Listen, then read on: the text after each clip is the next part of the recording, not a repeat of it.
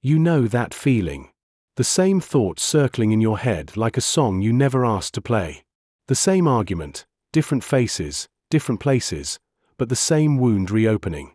The same moment of here I go again, when life throws you into a loop you swore you'd already outgrown. Emotional loops are sneaky like that.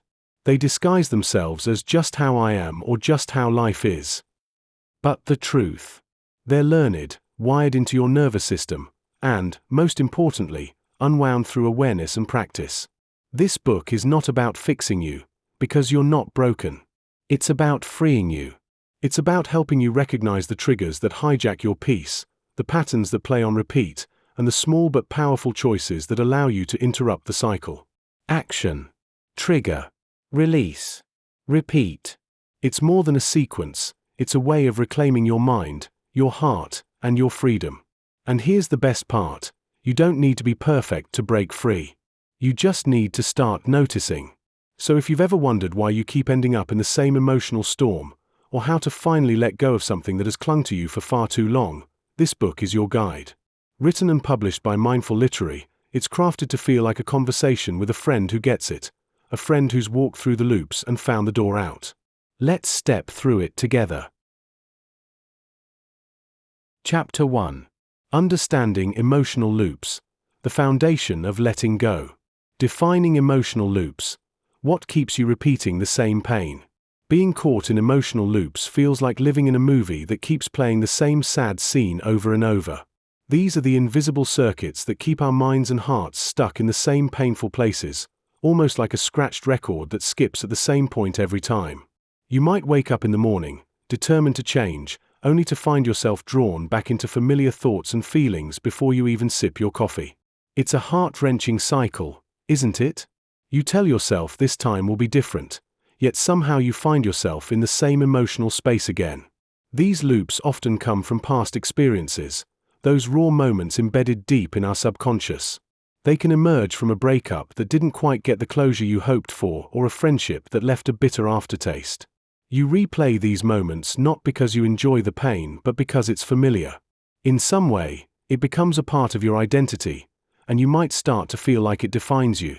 Ask yourself, how many times have you had the same argument, relived the same disappointment, or felt the same fear?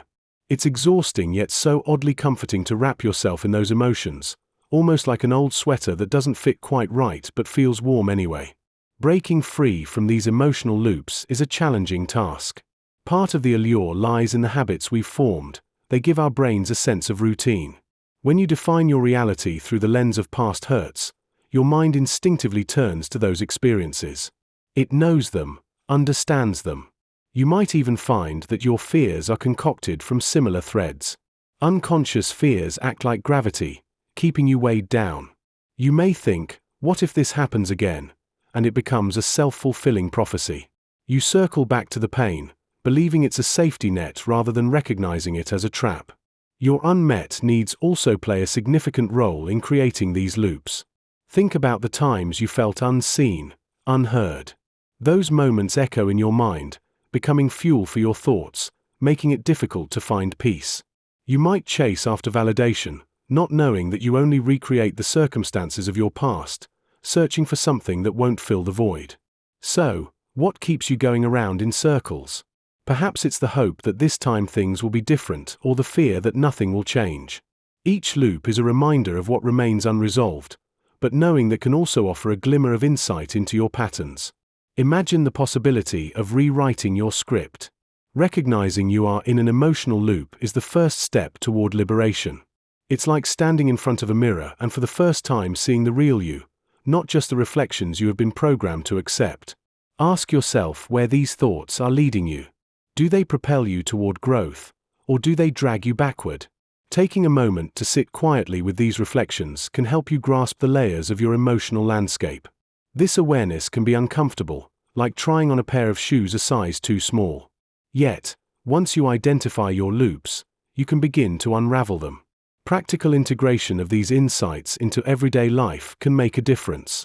Practice mindfulness, allowing yourself to feel the emotions instead of suppressing them. Journaling can be a valuable tool, too. Write about your loops, your feelings, and your fears. When you put pen to paper, it becomes a safe space to confront those uncomfortable emotions. Over time, your perspective can shift, leading you toward healthier patterns that nourish rather than drain you. In those quiet moments, remember this: it's not about erasing your pain but learning how not to let it define you. You have the power to choose which thoughts you entertain. Let this realization sink in, and remember to be gentle with yourself as you navigate through it all. The science behind repetition, neural pathways, and habit formation. Every time you repeat an action, whether it's tying your shoes or scrolling through your phone, you're carving a path inside your brain. Imagine your brain as a dense forest, filled with countless trails waiting to be walked. The first time you attempt a new task, you're hacking through thick undergrowth, unsure of the way.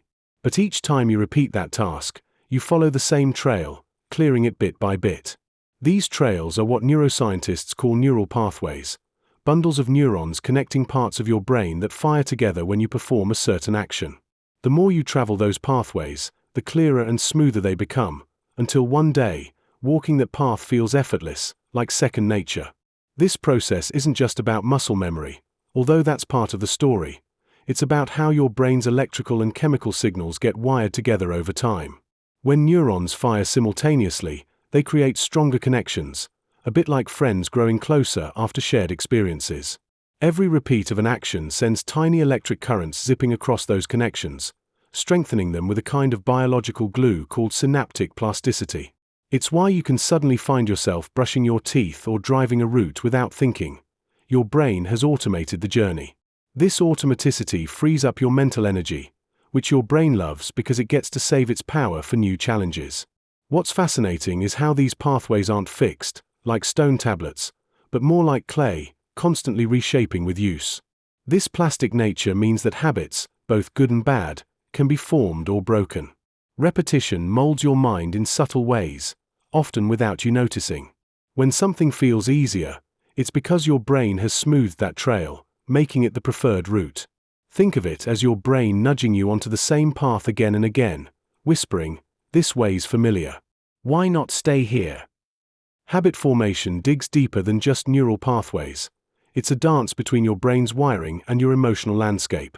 At the heart of this process are tiny pockets in your brain called the basal ganglia, where habits simmer quietly, out of the spotlight of conscious thought. When you perform a repeated action, your basal ganglia take over, freeing up the forebrain, the seat of decision and reasoning, to focus elsewhere. This handoff is why habits feel automatic, as if driven by a shadow self that keeps your life moving while you're busy elsewhere. But habits don't just shape what you do, they influence how you feel. Every time you follow a familiar pathway, your brain releases a cocktail of chemicals, including dopamine, often labeled the feel-good neurotransmitter.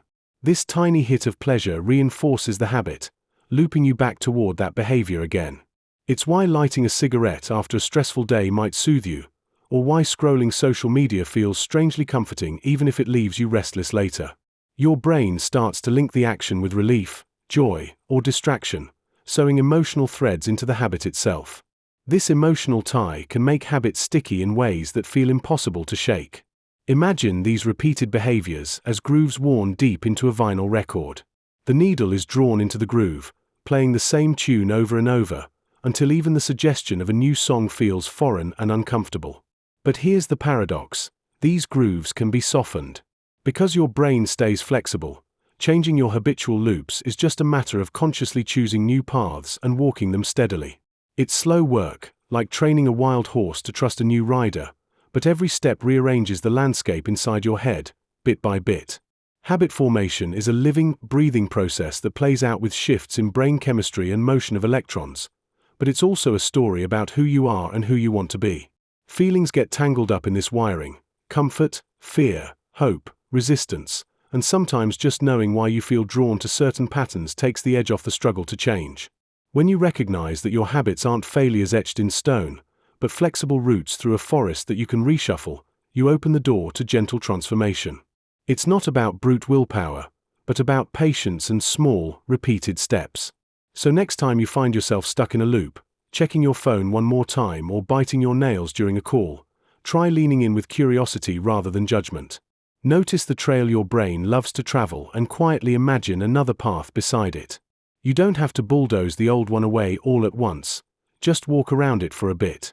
The brain will notice the new footsteps, and slowly, the soil will soften for you to plant something fresh.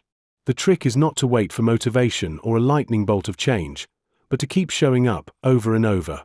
Repetition isn't just a chore, it's the secret key your brain uses to learn, adjust, and grow. Identifying personal triggers, recognizing your unique activation points. Sometimes, it's in the little things, noticing that sudden tightening in your chest when someone mentions a past mistake, or the way your jaw clenches when a comment hits too close to your insecurities. These tiny sparks are often the first clues that something inside has been nudged, even if you're not fully aware of it yet. Maybe you find yourself snapping at loved ones over small inconvenience, or feeling an unusual heaviness after certain conversations. These reactions are like warning lights blinking on your dashboard, signaling that something is stirring just beneath the surface. Paying attention to these signs isn't about overanalyzing everything. It's about noticing which moments cause your mood to shift in subtle or obvious ways.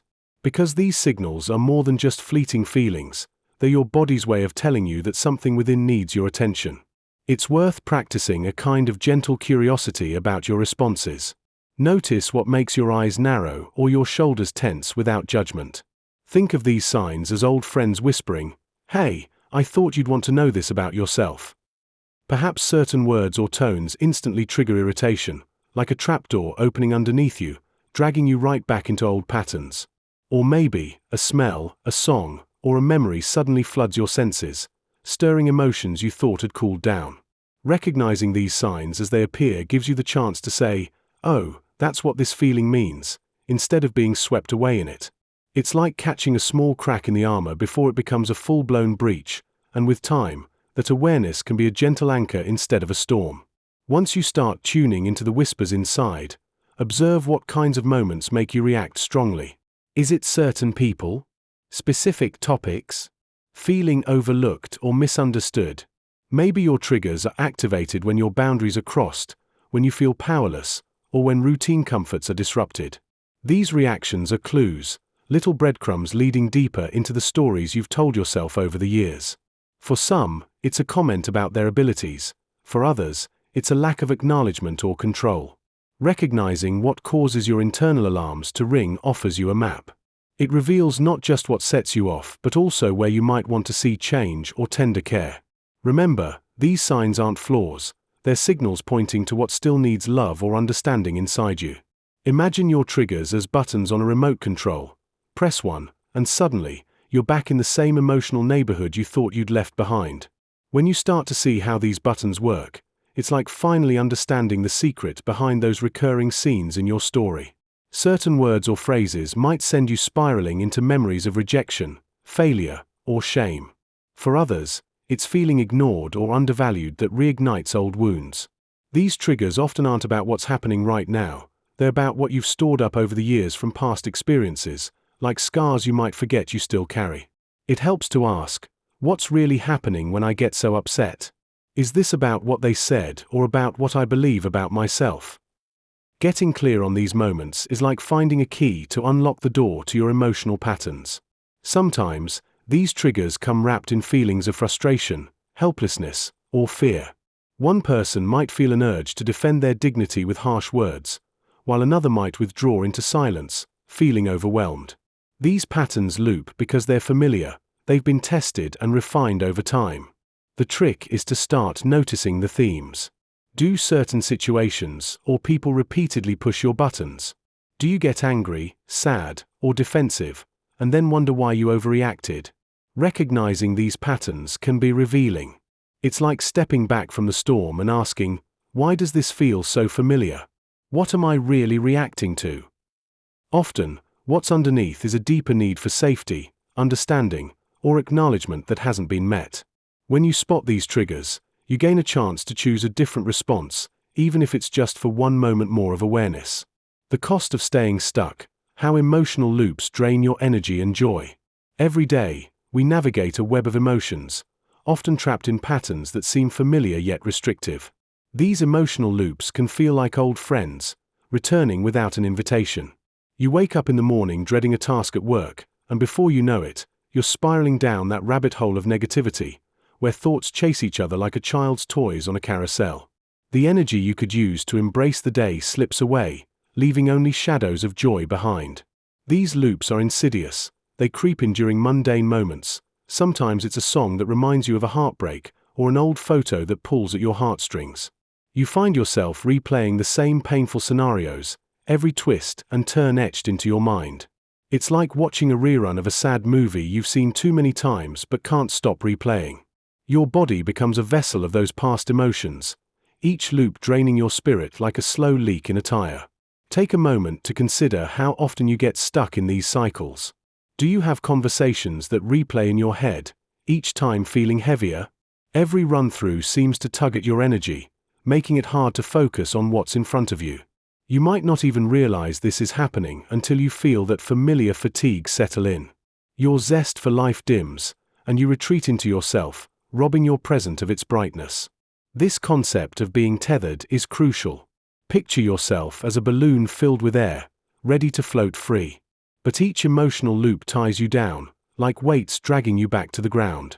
Instead of soaring with possibilities, you remain anchored, unable to explore the heights of joy and personal growth. The longer you stay stuck yearning for change while returning to the same old emotions, the more pain becomes your default setting. It's about breaking free. Exploring this can feel overwhelming, yet small shifts can lead to significant change. Start by recognizing those loops when they arise. Acknowledge them, don't fight them, just name them. Oh, that's my fear of failure speaking again. Once you recognize the pattern, you create space for something new. Begin practicing gratitude, focus on what brings you joy daily, and allow your spirit to stretch, to wander away from those old ties. You're not just untangling knots, you're setting yourself up to soar into the sky, light and unburdened, and it's fantastic. As you begin this journey, it might feel daunting, but remember, each small acknowledgement is a step towards freeing yourself from the invisible chains that have kept you anchored. When you feel ready, look for moments to bring laughter back into your life, to fill those spaces that once held pain with lightness instead. Make choices that facilitate growth and nurture joy, and gradually, the weight will lift. Be gentle with yourself. Breaking these patterns takes time, patience, and self-love. Chapter 2. The Psychology of Control and Surrender. The illusion of control, why we cling to it and how it keeps us bound. There's something about control that feels like a life raft tossed into the stormy sea of uncertainty. When everything around us feels unpredictable, like the weather shifting without warning or a quiet room suddenly bursting with noise, we scramble to grab onto what we can. We clutch routines, decisions, and outcomes as though they were armor, convincing ourselves that if we control enough pieces, the world won't knock us down. But here's the catch: much of this control is an illusion. We confuse the feeling of control with safety, even when reality wildly disagrees. It's like gripping a burning coal and thinking it will warm us without hurting our hand. This desperate holding comes from a deep, human place, our craving to feel seen, to matter, to carve out a space where chaos can't touch us. When life feels like a cracked window letting cold air in, controlling what we can feels like sealing that crack. The truth is, we often don't notice how tightly we hold because the alternative, releasing control, feels like stepping into a void. It's terrifying to think of loosening our grip and trusting that things will land softly or at least not shatter beyond repair. So, instead, we build invisible cages around ourselves made of expectation and worry, thinking it's protection. Think about the last time your plans fell apart. Maybe a trip cancelled, a conversation gone wrong, or a project that didn't end how you imagined. That sinking feeling isn't just disappointment. It's the moment when the illusion breaks. But even when the cage creaks and we see its bars, we pace inside, refusing to open the door because, in our minds, freedom outside is a wild beast we fear more than the cage's confinement. This clinging is less about the events themselves and more about the story we tell ourselves, that if we don't control everything, we'll be lost, broken, or invisible. Here's the paradox: the tighter you squeeze, the more something slips through your fingers. Control is like sand that looks solid but slips away under pressure. When we try to micromanage life, we often create more anxiety, more stress, more heartbreak. We imagine control will keep pain out, but it can actually feed the fire by making every loss feel like a personal failure.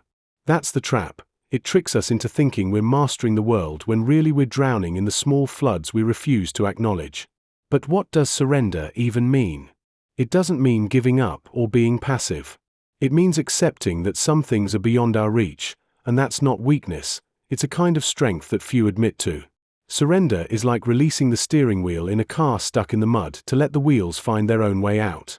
When you trust, things don't necessarily go the way you want, but often they go the way they need to. You find freedom not in control but in the space between control and chaos, the quiet place where you can breathe, watch, and respond without gripping so tightly you cut off your own blood flow. There's a strange relief that comes when you stop fighting for control and start trusting the process of living, the way twilight always turns into dusk, the way seasons unfold without our input. That doesn't mean you don't act, but your actions come from a grounded place, not a frantic one. Trust, after all, is not blind. It's quiet confidence that what unfolds is part of the bigger puzzle, even if you can't see the picture yet. The art is learning to be okay with uncertainty, with wobbling steps, with the messiness that makes life real and raw. Can you feel where you might be clutching too tightly? What's one thing you've been trying to control that might actually be draining your energy instead of protecting you? Sometimes just asking yourself that question is like beginning to open a small window in a sealed room, letting in fresh air you didn't realize you needed. The real practice starts by noticing the grip, softening the hold, and feeling your pulse slow as you remind yourself that you are enough, no matter what shakes loose. The power of surrender, reframing control as trust. Holding tightly to control is natural, isn't it? We often convince ourselves that if we can just steer life the right way, avoid mistakes, and manage everything, we'll find safety. But that grip can also block out the gentle unfolding of life that's constantly happening around us. Think about the moments when, after trying so hard to hold on, you finally let go. Maybe while trying to control a difficult situation or holding on to expectations, and suddenly, everything feels lighter. It's as if releasing that tight fist allows a gust of wind to brush past, reminding us that life is more about riding the waves than fighting against them. When we loosen our grip on control, we begin to see that trusting the unknown can be a quiet act of faith, and surrendering our need to force things opens us to a deeper experience of what's happening right now. Dealing with the idea of control can feel like trying to tame a wild horse. We think if we tighten the reins enough, we can direct where it goes. But often, it's the resistance itself that keeps us tangled up. When we accept that some things are beyond our grasp, a strange freedom awakens inside. It's like standing quietly in the wind, knowing you cannot hold onto everything, and that's okay. We learn to recognize the moments when pushing is futile, and instead, we choose to flow with what's here. That shift from clenching to easing up isn't about giving up. It's about trusting that life moves forward whether we guide it or not. This trust isn't passive, it's a relationship, like letting a friend take the wheel and feeling safe in their hands. It's a gentle reminder that trying to control everything often keeps us from noticing the beauty of life's spontaneous dance. What if control isn't the shield we thought it was, but a barrier that keeps us from feeling the true pulse of life? When we loosen our grip, we may stumble upon moments of unexpected grace. It could be a quiet sunset, a sudden smile from a stranger, or a sense that something unseen is holding everything together. These aren't errors or signs of weakness, they're invitations to trust the process. Trust that, even amidst chaos or confusion, there's a rhythm beneath it all that we can tune into if we stop fighting. Letting go of control doesn't mean we stop caring. It means instead of trying to rewrite the story at every turn, we learn to read the plot as it unfolds naturally. Life's mysteries aren't puzzles to be solved, but invitations to be experienced. The more we surrender control, the more we allow ourselves to feel the gentle breeze of life moving through us, whispering that everything is exactly as it should be. Reframing control as trust is a subtle art. It's about shifting from a need to know and control everything to a willingness to be curious and open. Instead of seeing trust as a fragile thing that can shatter with the slightest mistake, think of it as a quiet, steady voice that says, "I don't have all the answers, but I'm okay with that." This change begins when we slow down long enough to notice how often we cling to certainty because it feels safer. But safety isn't always about holding tight. Sometimes it's about leaning in, leaning back, and letting life reveal itself. Trust isn't a big leap. It's a series of small, gentle adjustments, like turning your perspective from trying to force an outcome to believing that even if things don't look how you envisioned, they are still unfolding in their own natural way. Building this kind of confidence takes patience. It's trusting enough to sit with discomfort, knowing that life isn't a linear path but a winding road full of surprises. As you practice, you might notice the subtle shift in your reactions, a deep inhale when you want to tighten up, a softening of the shoulders when you face the unknown. Remember, trust doesn't mean pretending everything is perfect or guaranteed. It's about understanding that life's imperfections and uncertainties are part of its beauty. When you stop trying to control every detail, what's left is a peaceful confidence. It's like riding a bike without constantly looking down. There's a steadiness that comes from knowing you will balance, even if the terrain changes unexpectedly. Start small, maybe by surrendering a minor worry or giving yourself permission not to fix every problem immediately. Notice how these tiny acts of trust ripple outward, gradually filling you with a sense that life isn't against you but with you. Every time you choose to lean into openness rather than resistance, you're practicing an internal dialogue that says, "I don't have to figure everything out right now."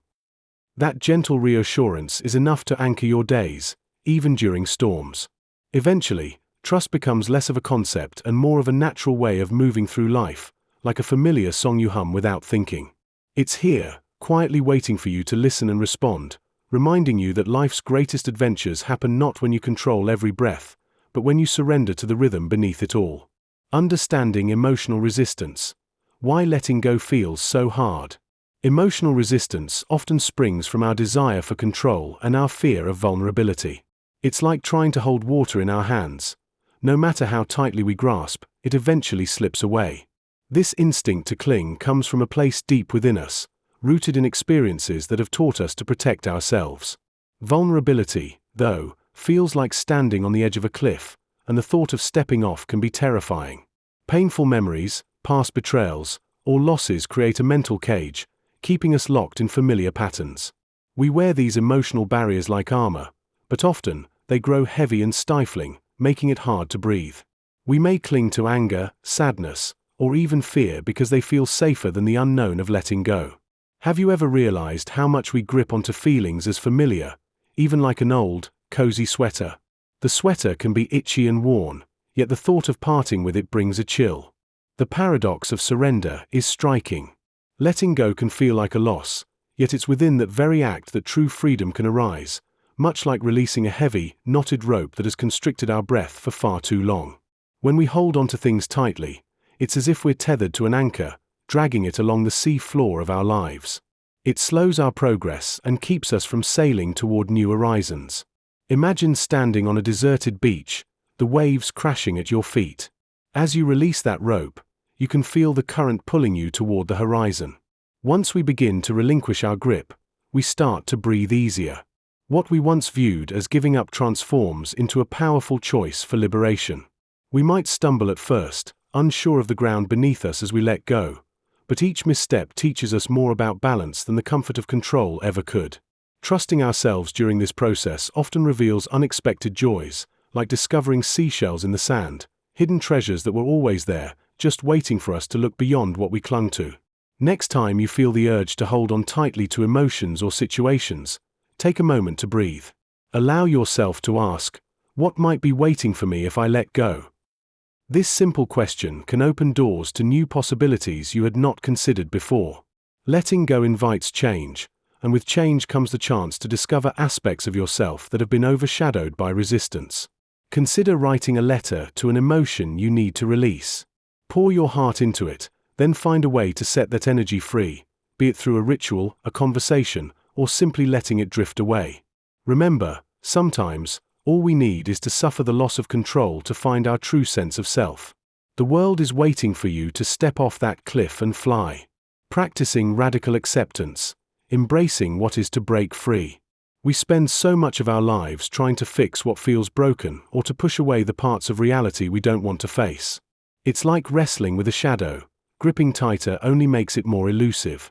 That urge to control, to resist what is uncomfortable or painful, traps us in endless loops of frustration and anxiety. We imagine that if we just pull hard enough, rearrange enough pieces, or make the right decision, everything will snap into place. But life often resists this neat manipulation. It moves like water around the rocks we place, persistent and patient in its own pace. This obsession with control keeps us locked away from peace because it requires us to deny reality as it is. We close our fists around expectations, stories, and judgments, but reality is slippery and doesn't fit into our grasp.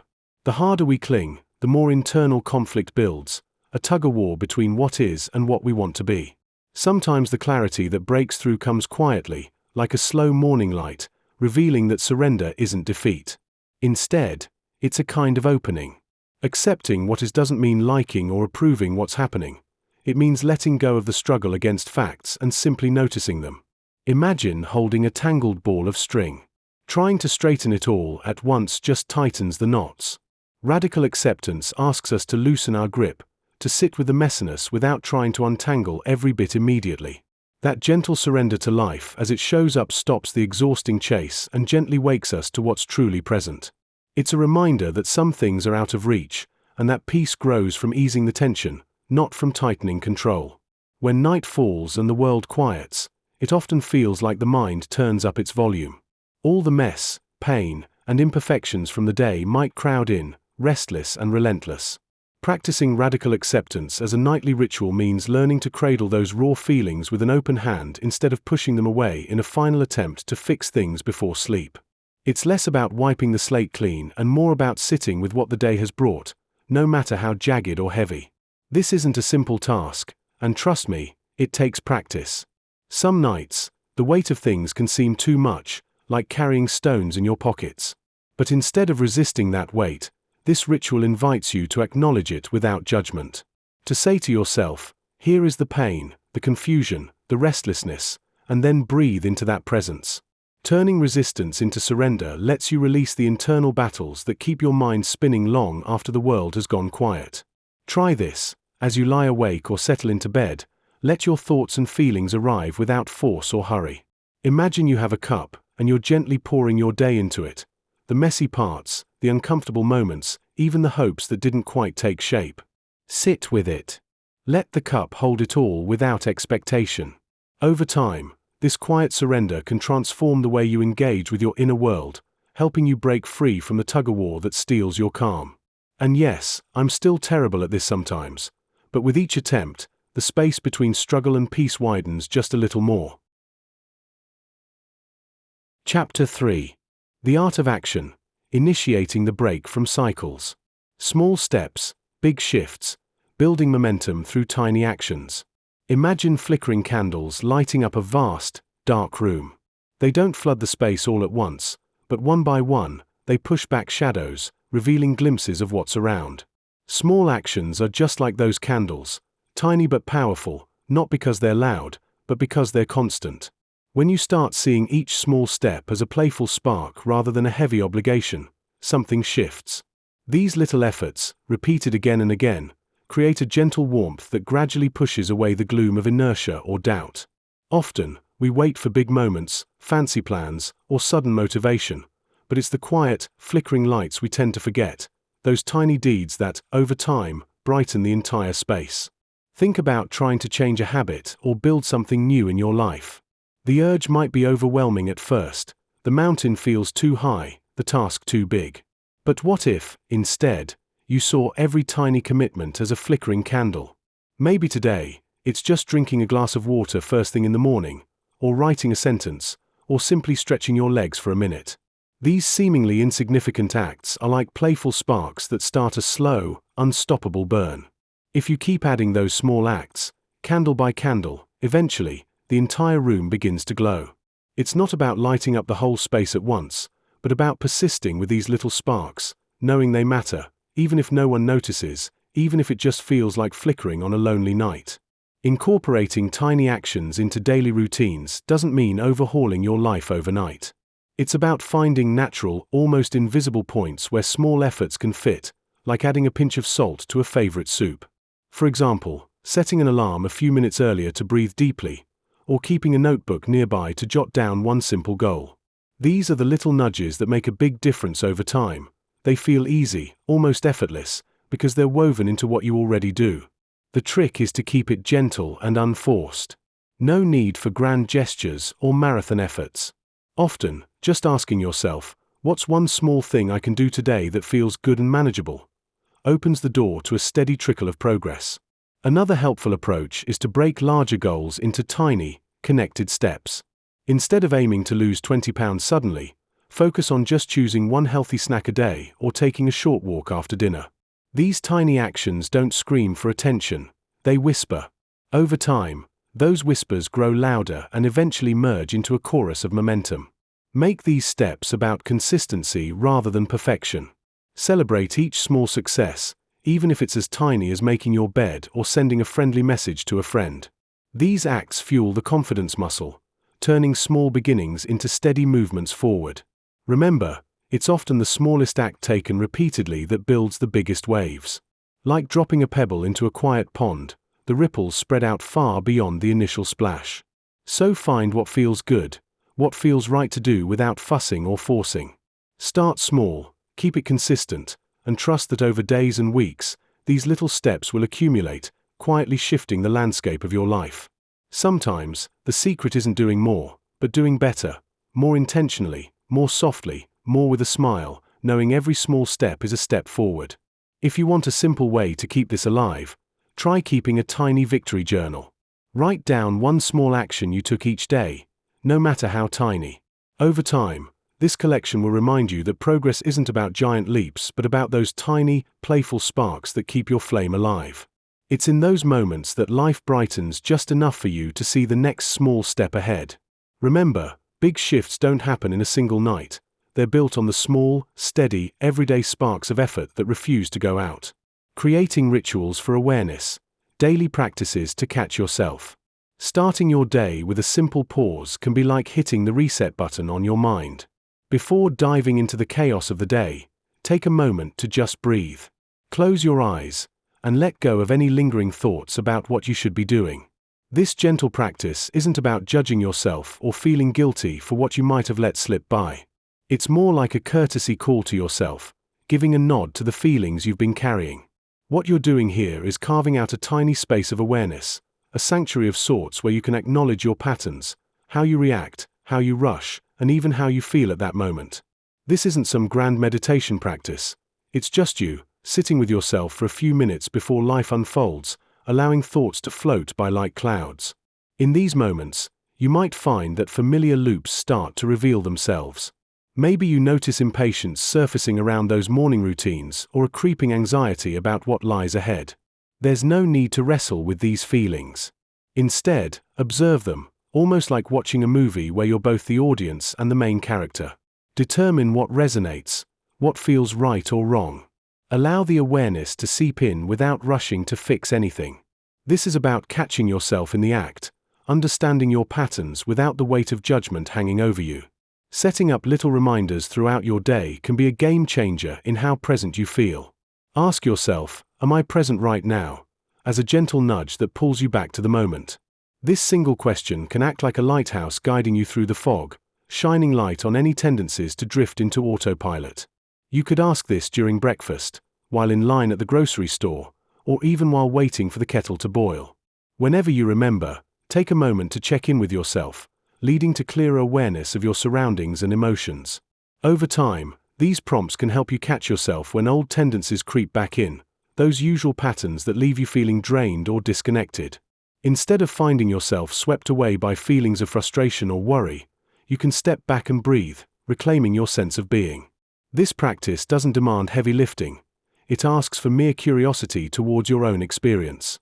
Through these gentle nudges, you start to weave awareness into the fabric of your day, making it a little easier to live in the moment rather than sprinting through life. As you navigate through these practices, remember that progress is a slow burn. Celebrate the little wins, even if it's just a fleeting moment of clarity. Life is a laundry machine on spin cycle. There are times when things feel chaotic, yet you can choose to find pockets of stillness amidst the churn. Carry these reminders with you, and let them echo in your mind as you move through your days. Using visualization to repattern your response.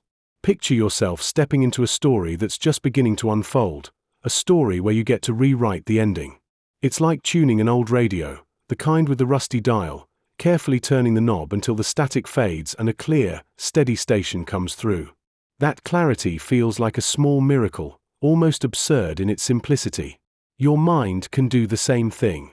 You can turn the dial on whatever noise has been playing in the background, those knee-jerk reactions, the tight grip of old fears or frustrations, and find a clearer frequency. Visualization lets you see yourself acting differently, responding in new ways that don't weigh you down or yank you backward. Instead of the usual mental fog or noisy frustration, there's a crisp picture forming, a new script. Suddenly, you're no longer stuck in that repetitive loop of feeling powerless or overwhelmed. You're stepping into a fresh version of your story where something shifts. Once this mental image is vivid, it becomes a tool you can carry around quietly, like a secret handshake between your conscious and unconscious minds. The trick is to practice this vision until it tangles with your old reactions and starts to loosen their grip. Imagine rehearsing a scene in your mind, but the scene is a moment when you normally go on autopilot, maybe a workplace irritation or that inner voice that shoots down your confidence. You don't have to wait for the moment to happen in real life. Instead, you play it out over and over, but with a different ending. You see yourself taking a deep breath, choosing a calm word, or even just smiling to yourself instead of snapping. Over time, your brain starts to think these new responses are just as real as the old ones. In a way, that mental rehearsal rewrites the wiring, so the old triggers lose their power or at least work differently. It's like changing the route your mind takes when it gets to a traffic jam. You find a quieter street, one less crowded with frustration and panic. This approach to visualization isn't about pretending everything is fine or erasing difficult feelings. It's about giving your mind a different set of tools to manage what's already there. For example, if anxiety spikes every time you speak up at a meeting, picture yourself stepping forward with a steady voice, your heart still but your eyes sharp, and imagine the room listening, nodding. Don't worry if, at first, it feels like acting. That's part of the process. Your mind needs to see the new possibility as believable before it builds the path to it.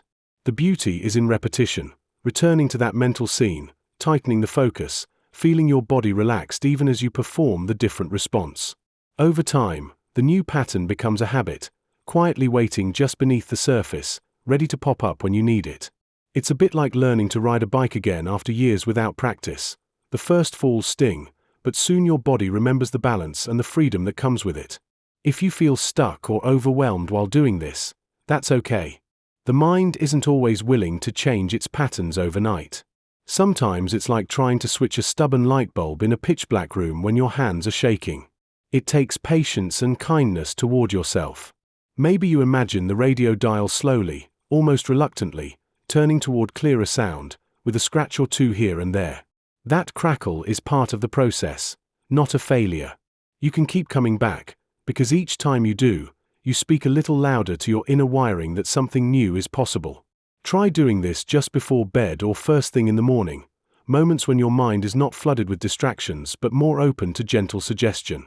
The quiet hours hold more power than you realize, and your imagined new story feels surprising but hopeful, like a soft whisper underneath the usual noise. Developing a personal action plan to interrupt patterns. Sometimes, life feels like a broken record, sort of stuck on the same few scenes, repeating over and over. These are the moments when we find ourselves reacting the same way, feeling the same frustration, or slipping back into old habits without even noticing. It's like being caught in a whirlpool made from our own familiar, yet unhelpful patterns. To break free, you first need to notice what pulls you into those circles. What thoughts, feelings, or situations seem to spin you around. Maybe it's a stressful day that pushes you to reach for sugar, or a tense conversation that only fuels your tendency to shut down or lash out. These triggers are like red flags waving in front of you, signaling where your current patterns take root. Start paying close attention to what sparks those go-to reactions. Notice how you feel just before your pattern kicks in. Are you anxious, lonely, overwhelmed? What do you do when stress hits? Do you check your phone obsessively, push people away, or binge on comfort food? Sometimes, the triggers aren't obvious. It might be a glance from someone, a certain time of day, or a specific thought that unleashes an automatic response. There's truth in the idea that habits hide behind the walls of our subconscious. The work is to bring them into the light, gently noticing what energizes and sustains these loops. Once you start mapping out your triggers, you can see the patterns for what they truly are, stories you've told yourself so many times they've become part of your wiring. Every pattern you uncover is like opening a door to a room you didn't realize you'd been living in. These rooms are filled with familiar feelings: fear, shame, longing, frustration, and it's tempting to stay lost within their walls. But understanding what keeps you cycling through the same uncomfortable spaces means you can start changing the script. Think of these loops as old songs that play so often you don't even hear the melody anymore. Recognizing the triggers is recognizing the playlist. You can then choose another tune, one that doesn't trap you in those stale beats.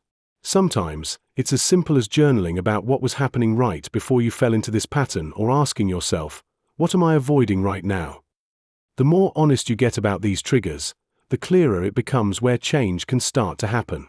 Now, imagine trying to overhaul your life overnight. Impossible, right? Change that sticks doesn't come from giant leaps every once in a while. It blooms from tiny, steady steps that gently nudge you out of old patterns. Your action plan should feel like a soft whisper, not a loud command. Choose one small thing to work on, like taking 5 deep breaths before reacting, or pausing for a moment instead of reaching immediately for that familiar comfort. The trick is to keep it simple. If your pattern involves overthinking, set a timer for a few minutes to process your thoughts, then gently redirect yourself elsewhere. These small acts carve out new pathways, maybe not immediately obvious, but persistent enough to start shifting how you respond when old triggers appear. Creating a plan also means setting realistic expectations. Sometimes, the urge to change everything at once becomes overwhelming, leading to feeling guilty or quitting altogether. Instead, pick a single, achievable goal each week. Maybe it's noticing your thoughts without judgment, or choosing a different response to a recurring situation.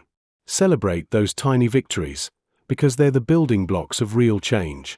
Remember, progress is rarely a straight line. Some days you might fall back into old habits. Think of those moments as part of the process, not failures.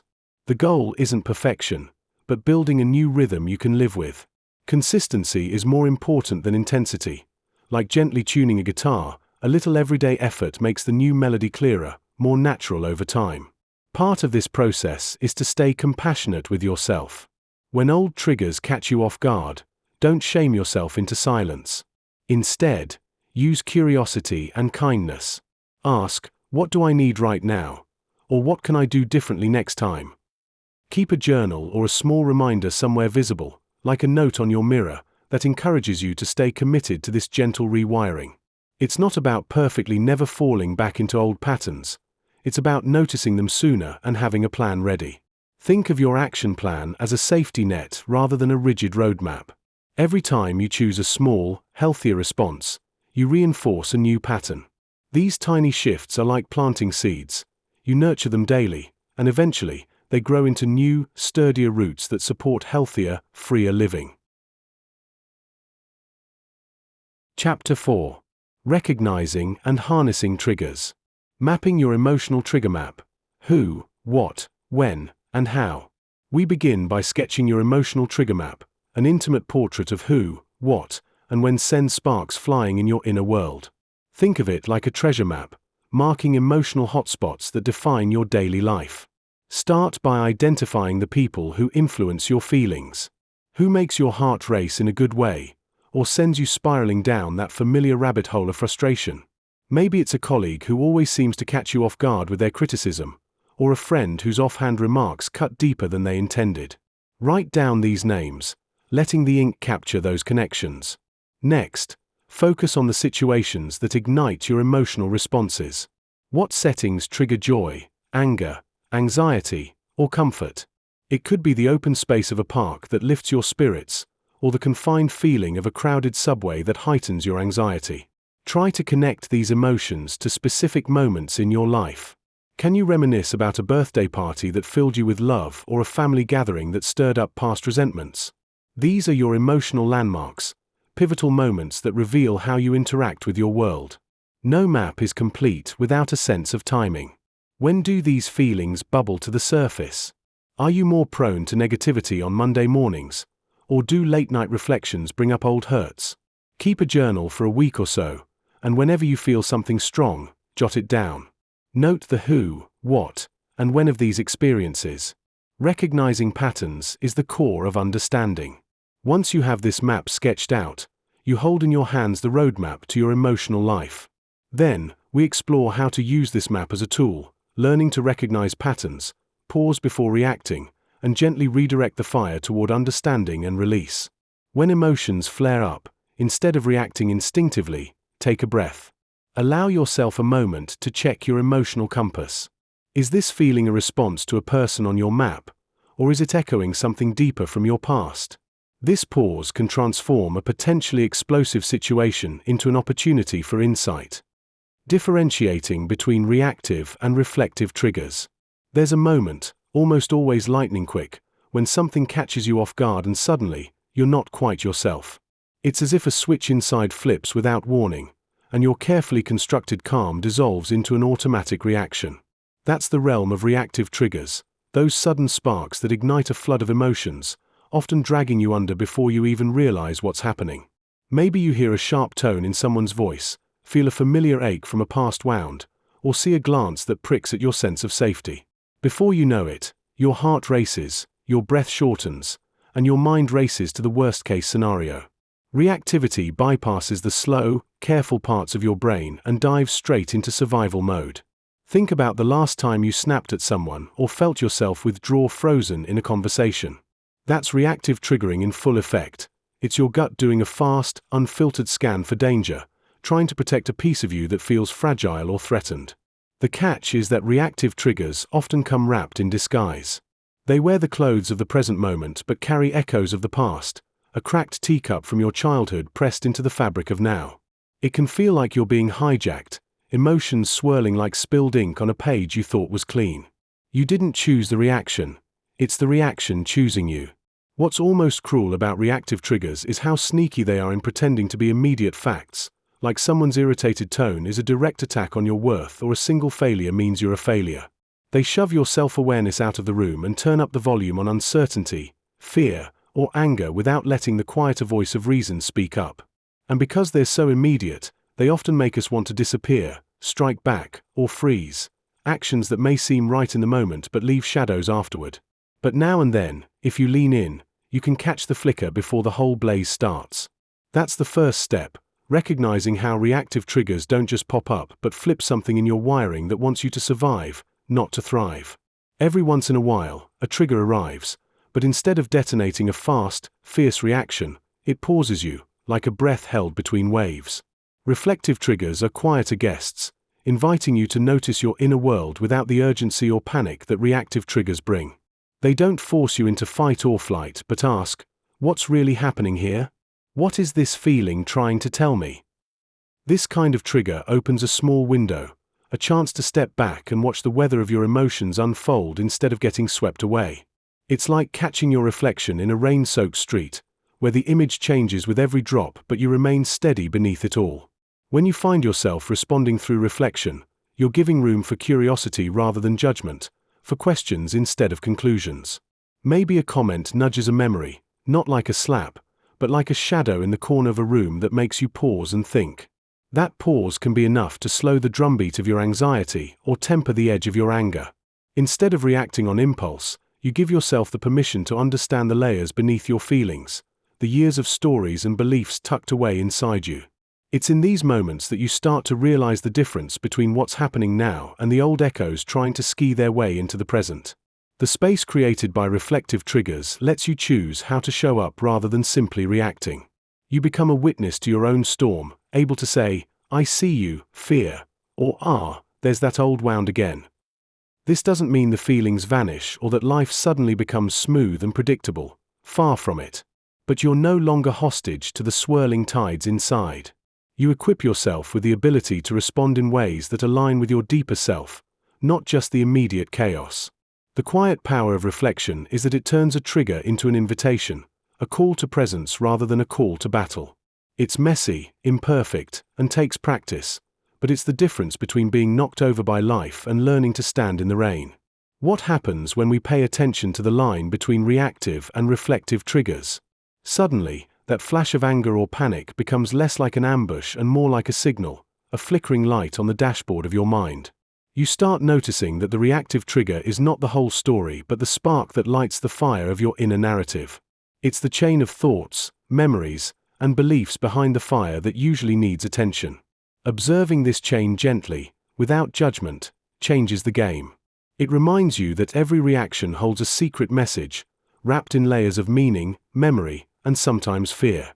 It also means you can begin practicing small acts of stepping out from immediate reactions, an extra breath before speaking, a pause before replying, or even naming the emotion in your head like a small offering to yourself. Even though your muscles might clench, or your stomach might drop, holding space for that little moment makes all the difference. It's like training your mind to notice the weather instead of letting it blow you around without anchor. This kind of self-awareness doesn't erase the triggers, nor does it turn off feeling, but it does buy you time. And in that time, choice blooms. Here's something I want to plant in your mind. No one is perfectly reflective all the time. No one has it figured out. I'm still bad at this sometimes, caught on the reactive roller coaster, cold coffee at midnight. But noticing when the switch flips, that's already a step toward the patterns loosening their grip. Notice what happens in your body when triggers rise up, and see if you can catch the difference between a knee-jerk reaction and a thoughtful breath. When you do, you'll know you're becoming your own safe place. Try this. When you feel triggered next, ask yourself quietly, is this a fire I need to fight or a message I need to hear? Don't rush to answers. Sit with that question like it's a friend who just showed up uninvited but might have something to teach you. Sometimes, the best way through isn't leaping out of the washing machine, but learning to keep your footing as the spin goes on. Tools for immediate trigger management: breath, grounding, and anchors. When emotions crash in like a wave, the first thing to reach for is your breath. It sounds simple, almost too easy to be enough, but it works.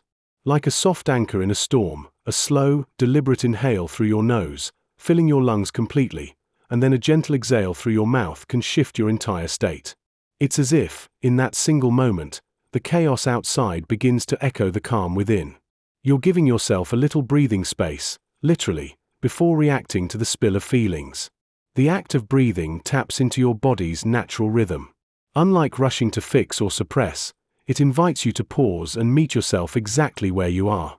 That pause is the first shield, a gentle filter that stands between you and whatever flares up inside. Learning to breathe with intention doesn't mean mastering complicated techniques. It's about being kind and simple.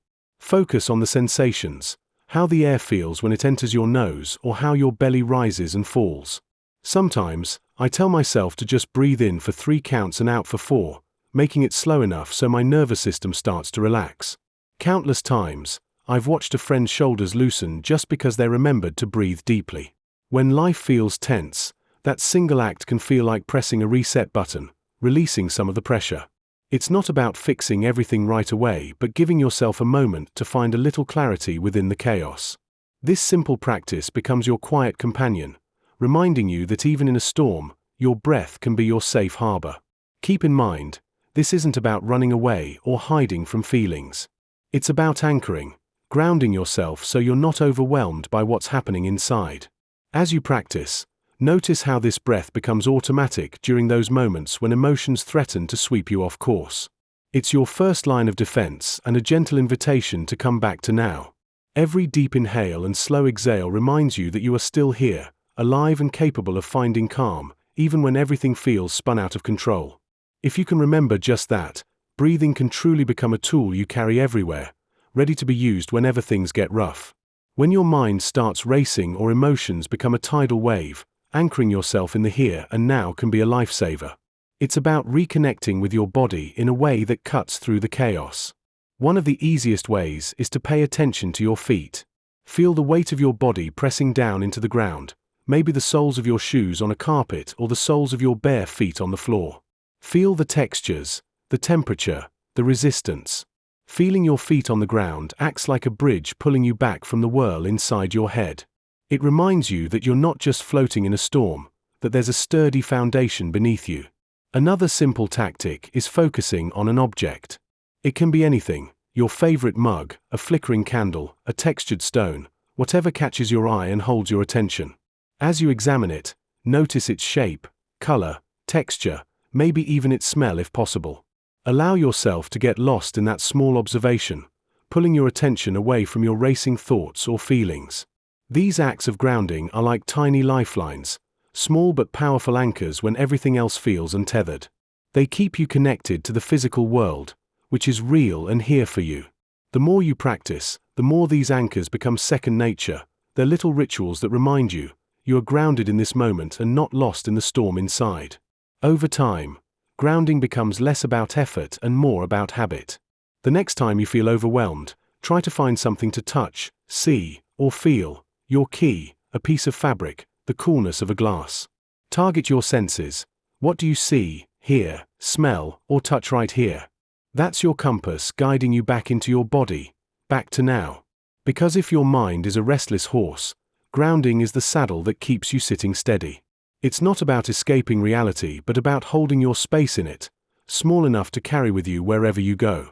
And sometimes, that tiny act of feeling your feet or focusing on an object is the difference between sinking and standing tall again.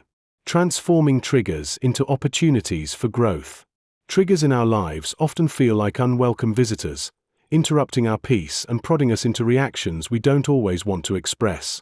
Imagine you're sitting quietly, a coffee steaming beside you, and then a thought bubbles up, a memory, a worry, or even an unexpected emotion.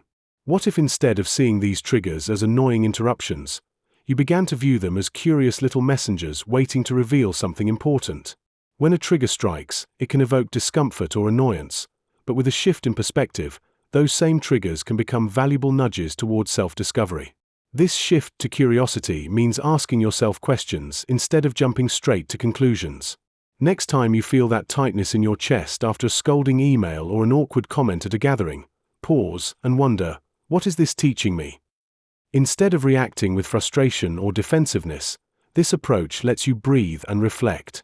It may even unveil layers of your own thoughts and feelings that you weren't aware existed, an itch that's been begging for a scratch. Now that we've reimagined triggers, let's look at how to transform those sparks into stepping stones. Every moment of discomfort, every prick of annoyance, can unravel deeper truths about yourself.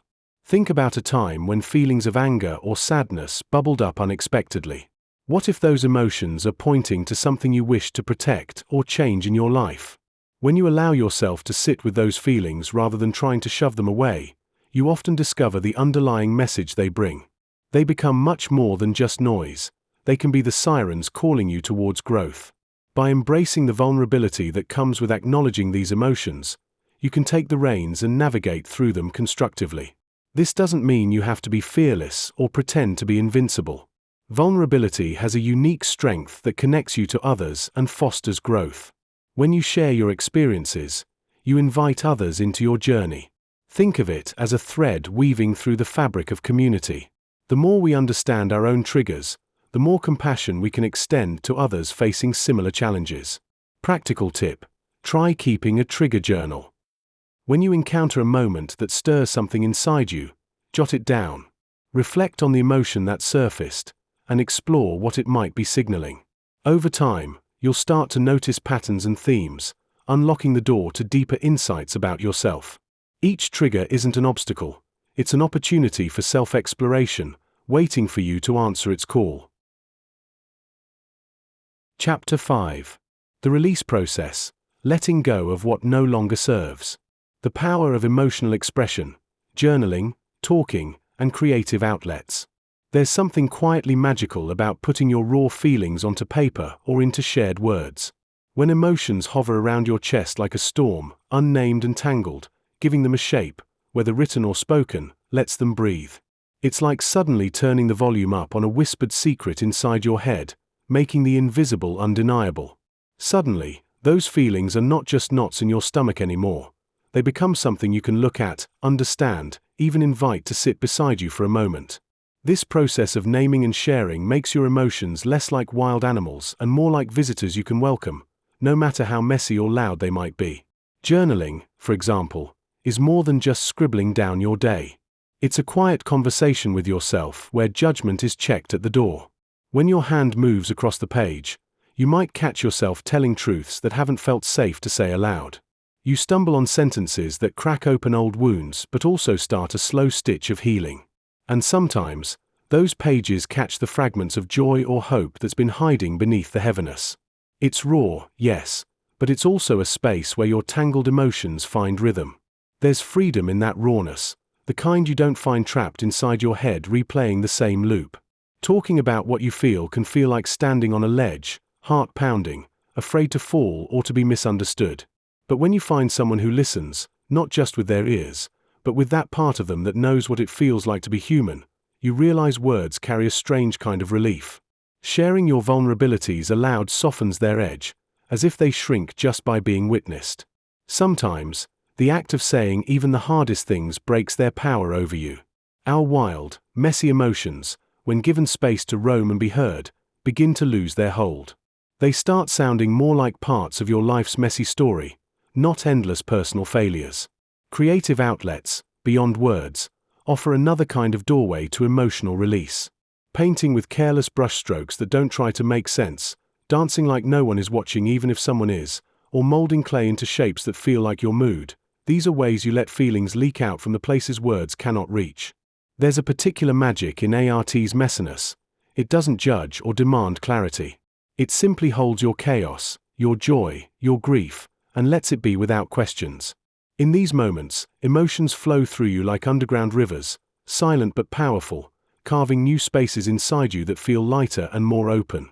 When emotions loop endlessly in your mind, saying the same things over and over like a broken record, creative expression interrupts the cycle. It shakes up that stuck feeling in your chest. Sometimes you just need to shake your body, or splash color wildly, or even whisper the hardest truths into the night. These acts of releasing are small rebellions against being trapped in your own mind's echo chamber. They remind you that emotions are not prisons but rivers, meandering, rushing, sometimes still, always moving. By turning to these outlets, you learn not just to survive your feelings, but to work with them, to translate the unspoken into something tangible and meaningful. Of course, finding the right way to express yourself isn't a tidy, one-size-fits-all solution. Some days writing may feel like pulling teeth, and on others, speech might fumble when silence seems safer. That's okay. The point is to keep edging toward expression in whatever form that takes on any given day. Even the smallest act, scribbling a line in a notebook, telling a friend a fragment of your day, or just humming a tune, marks the path out of isolation. It's not about fixing yourself quickly or perfectly, but about honoring what's inside you, no matter how cracked or confusing. If you can carry that truth gently, you store a kind of quiet strength for the days when the feelings surge back in full force. Here's one thing to try when the feelings feel too big and your mind races in circles. Give yourself 5 minutes to write whatever spills out. No rules, no editing, no censorship. Don't worry about spelling, grammar, or making it good. Just let your hand run free, like it's chasing a wild animal through a forest. When those 5 minutes are up, close the notebook. Don't read it right away. Then, when you're ready, maybe the next day or later that week, open it again and see what surprises you. This little practice can be a map, showing you where the feelings have settled and where they want to go next. It's your way of saying, I see you, all messy and real, and I'm here. And sometimes, that's all the healing anyone needs to begin with. Releasing through sensory and body-based techniques. Sometimes, when emotions are stuck, it can feel like your body is carrying a weight you can't quite see or name. Engaging the senses, touch, sound, smell, can serve as gentle anchors that bring you back into the present moment. When you notice the act of feeling textures, hearing familiar sounds, or smelling something comforting, you suddenly step out of the fog of your mind and land right here. These sensations act like keys, unlocking the tight grip your feelings have on your body. Instead of trying to force your way through a flood of emotion, you open a little door with sensation, inviting the feelings to come out at their own pace.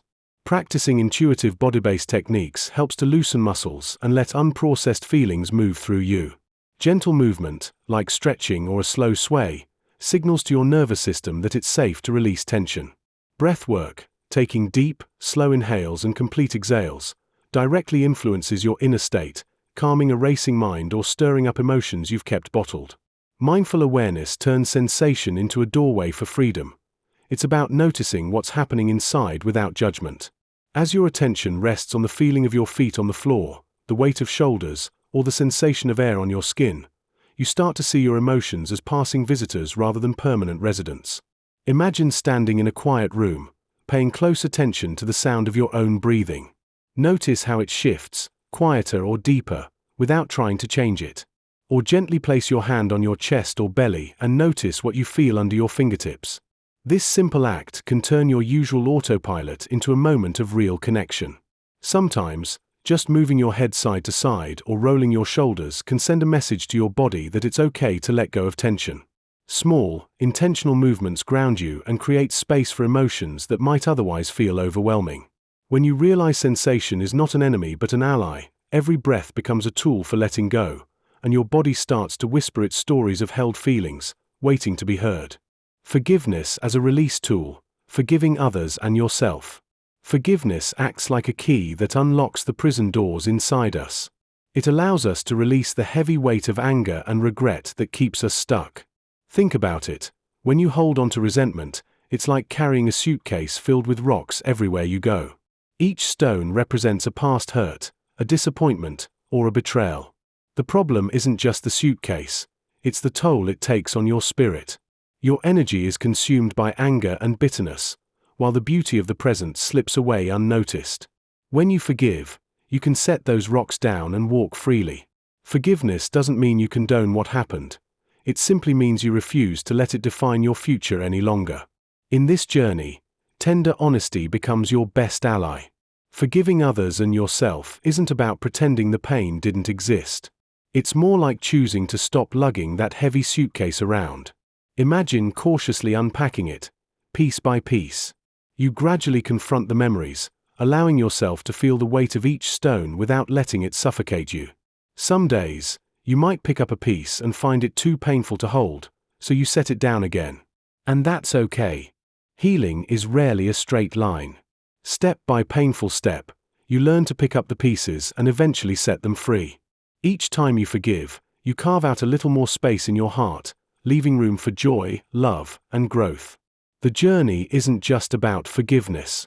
It's about embracing vulnerability, both for yourself and for others. Each time you let go of resentment, you are allowing yourself to be human. You acknowledge imperfections, not just your own, but all of life's messy realities. This act of letting go is deeply personal. It's like having a quiet conversation with your soul, acknowledging hurt, but ultimately choosing peace. The next time you feel that surge of anger or regret, pause for a moment. Ask yourself what holding on to that feeling gives you. More often than not, you'll discover it's just a heavy burden. Instead, consider what freedom looks like to you. Picture the lightness that follows when you choose forgiveness. Creating rituals for closure and release. Rituals have this quiet, almost sneaky way of telling our minds and bodies that something is changing. When life throws a loss, an ending, or a goodbye that feels too big for words, rituals can act like gentle anchors. They reach into the chaos and whisper, "It's okay to let go now." Our subconscious is listening even when the noise in our heads is deafening, and these small acts help move the chaos into something recognizable, something we can handle. They turn those fuzzy, undefined goodbyes into something deliberate and clear. When you light a candle at night or fold a letter no one will ever read, these moments become signals to your deeper self that a chapter is closing and a new one is beginning. Think of how awkward it feels when you leave a place or people without any kind of send-off. The unfinishedness hangs in the air, like a song that stops mid-note. Rituals create that note's final tone, giving space for the silence that follows. Maybe it's something as simple as setting aside an object tied to a feeling, placing it somewhere special, saying a quiet farewell. Sometimes it's writing down everything you can't say aloud and burning that paper while the smoke carries the weight away. The acts don't have to be big or elaborate. Their power isn't in spectacle but in intention. It's the difference between scattered goodbyes caught in emails or random thoughts and something your heart can recognize as a pause, a breath, a moment to truly release. When we don't have these markers, emotions get stuck. You might feel like you're carrying an invisible backpack filled with unspoken words and unmet endings. Rituals lighten that load by giving permission to the mind and body alike to shift gears. They offer a bridge, a way to say goodbye without erasing, to hold what mattered while freeing yourself from what no longer serves. This isn't about forgetting.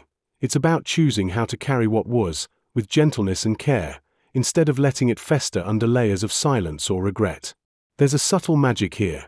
It cuts through avoidance and creates a doorway to healing, quietly informing your nervous system that it's safe to relax and move forward. Simple rituals can feel soulful, small acts of rebellion against the rushing pace that often buries us. Lighting a candle in a quiet room can become a whispered promise to yourself, I see this pain. I honor it. Now, it's okay to release.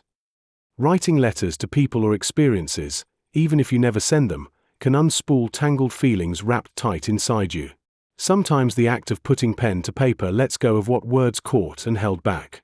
Creating a small ceremony might mean setting aside just a few minutes to speak aloud what you need to say, or to reflect under the soft glow of a lamp.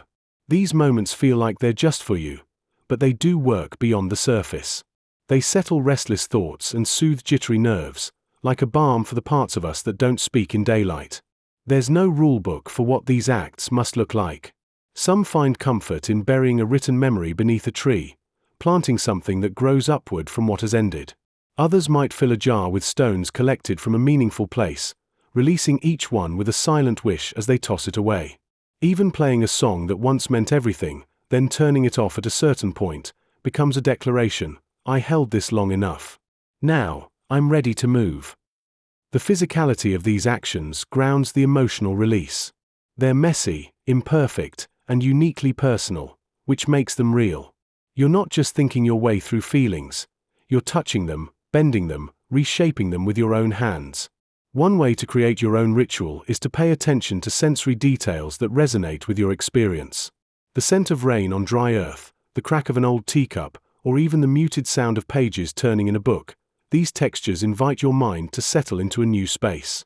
Allow yourself a quiet moment to notice what feels heavy in your chest or numb in your fingers, and then gently choose an act that holds meaning. Maybe it's as simple as journaling about the ending or cutting a strand of hair to symbolize change. The point is to bring feeling into motion rather than freeze it in thought. Closure doesn't have to be loud, and release isn't about erasing the past. It's about making your peace with the noise so you can walk forward without carrying its full weight. Chapter 6. Rewiring your inner narrative. Identifying negative self-talk and thought patterns. Have you ever caught yourself thinking something so harsh or dismissive about yourself that it felt like a small dagger? Those quick, negative thoughts often seem harmless at first, like fleeting shadows, but over time they build up into a storm inside. They're the silent voices that say, you're not good enough, or you'll never get it right, and they usually hide behind a mask of concern or helpfulness. Recognizing these patterns is the first step because most of us go through life assuming we're just being realistic or honest with ourselves, when really, we're listening to a story we've told ourselves so many times it feels true.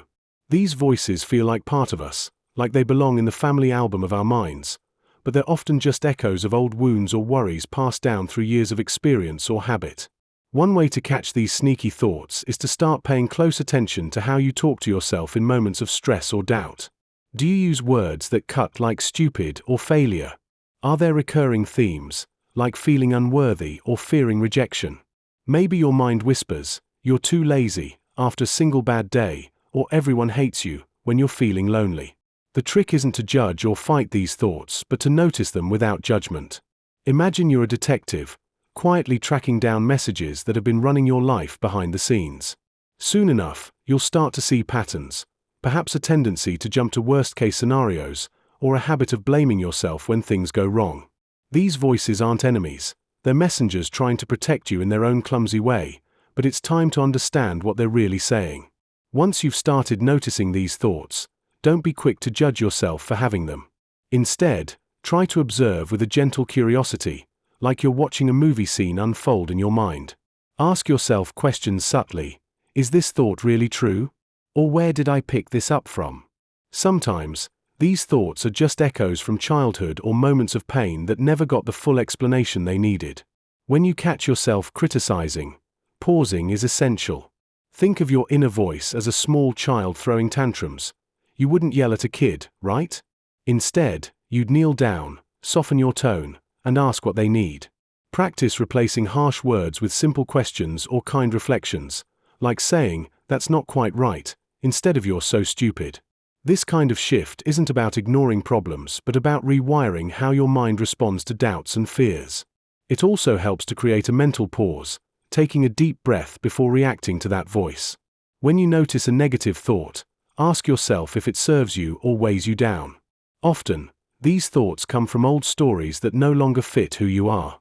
Imagine holding a balloon filled with those negative words and gently releasing it into the air. Instead of clinging to that critique, try framing the moment as an opportunity to learn. When judgment arises, see if you can turn it into a moment of understanding. For example, if your inner critic whispers, "You're so lazy," respond with, "Maybe I need a break," or "Maybe I need to find a better way."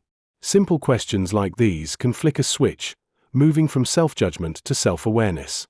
When you start seeing yourself with kindness instead of condemnation, you're building a little bridge, one where curiosity replaces criticism.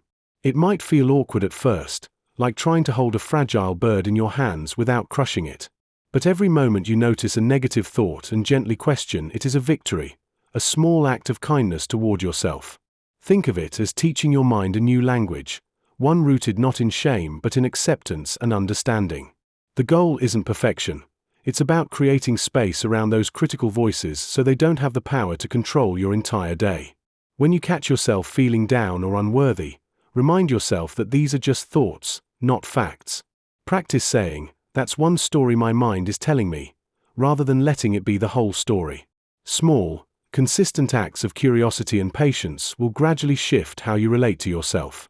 Over time, those voices of criticism will weaken, and your inner dialogue will become a gentle, supportive conversation instead, replacing old narratives with empowering stories.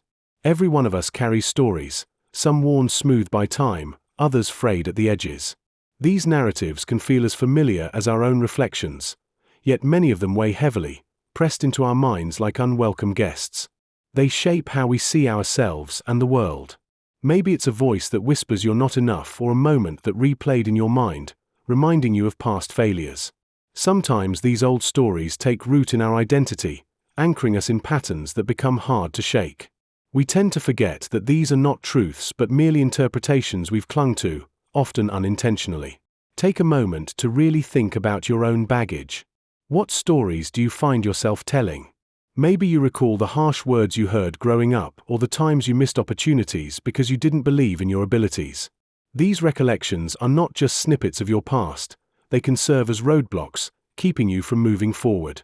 The process of unearthing them also involves feeling the weight of these memories, the tightness in your chest or the knot in your stomach when those thoughts resurface. Acknowledge that emotional rubble, and you start to see how it can cloud your future. The next step involves crafting new narratives, ones that celebrate your resilience and potential. This journey is not just about erasing old stories but about reframing them in a way that acknowledges what you've overcome. Picture the times when you thought you wouldn't get through, yet here you are, breathing, living, dreaming. These moments are golden threads waiting to be woven into a fresh tapestry of who you are. Instead of looping that old tale of failure, imagine telling yourself how you learned from mistakes, how each setback became an opportunity to rise stronger. To begin this practice, consider writing a new version of your life story. Keep it real, allow vulnerability, and embrace the messiness that comes with growth. Think about both significant events and subtle moments, from small victories like choosing to smile at a stranger to big life changes like starting a new job. Create space to honor your journey by using affirmations or journaling prompts that encourage self-reflection on these new narratives. Perhaps there's a morning ritual where you remind yourself of your victories.